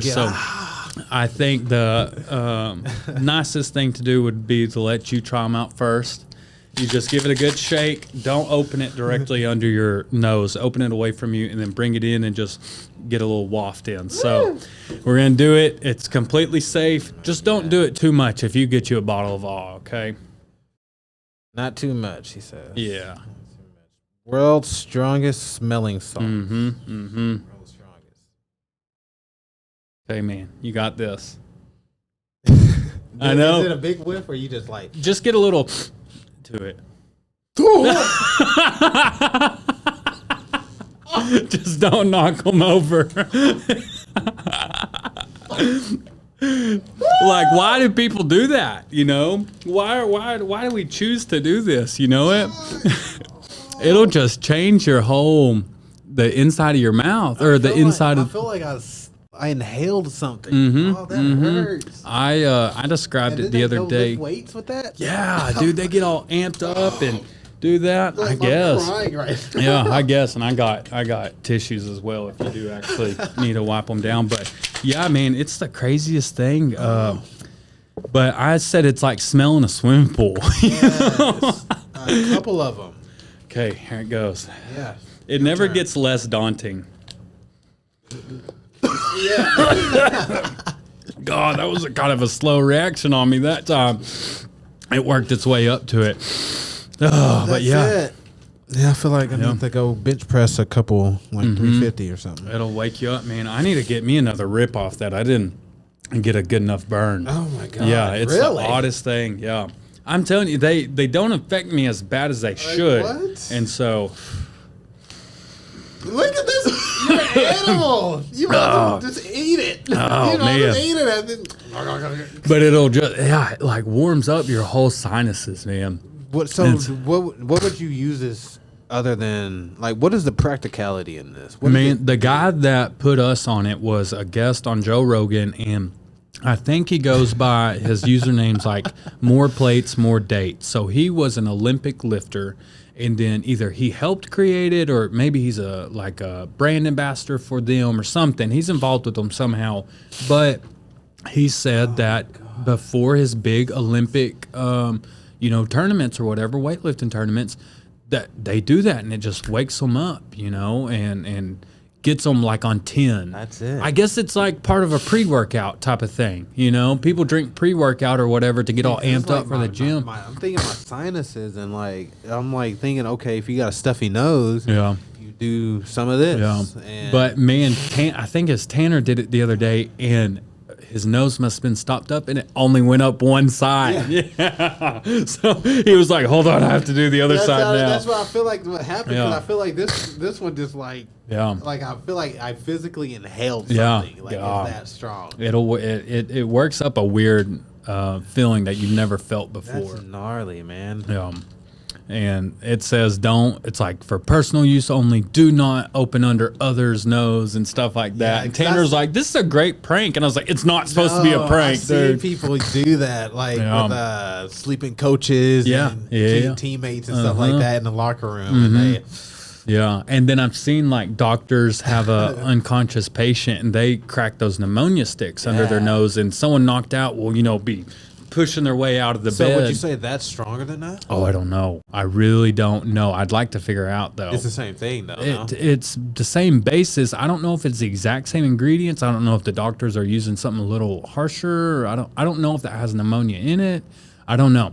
But man, I'm gonna keep inviting people to try doing it. So it's Good just luck, fun. Anybody else? And then it's just fun to do, and it's great. It really gets you out of the the talking and chill, and then it really startles you a little bit. So man, that's something. It's fun, man. Did we miss or not cover anything that you really wanted to get off your chest? Like, No. I mean, I feel like we really ran it pretty well. Got your story out there. Yeah.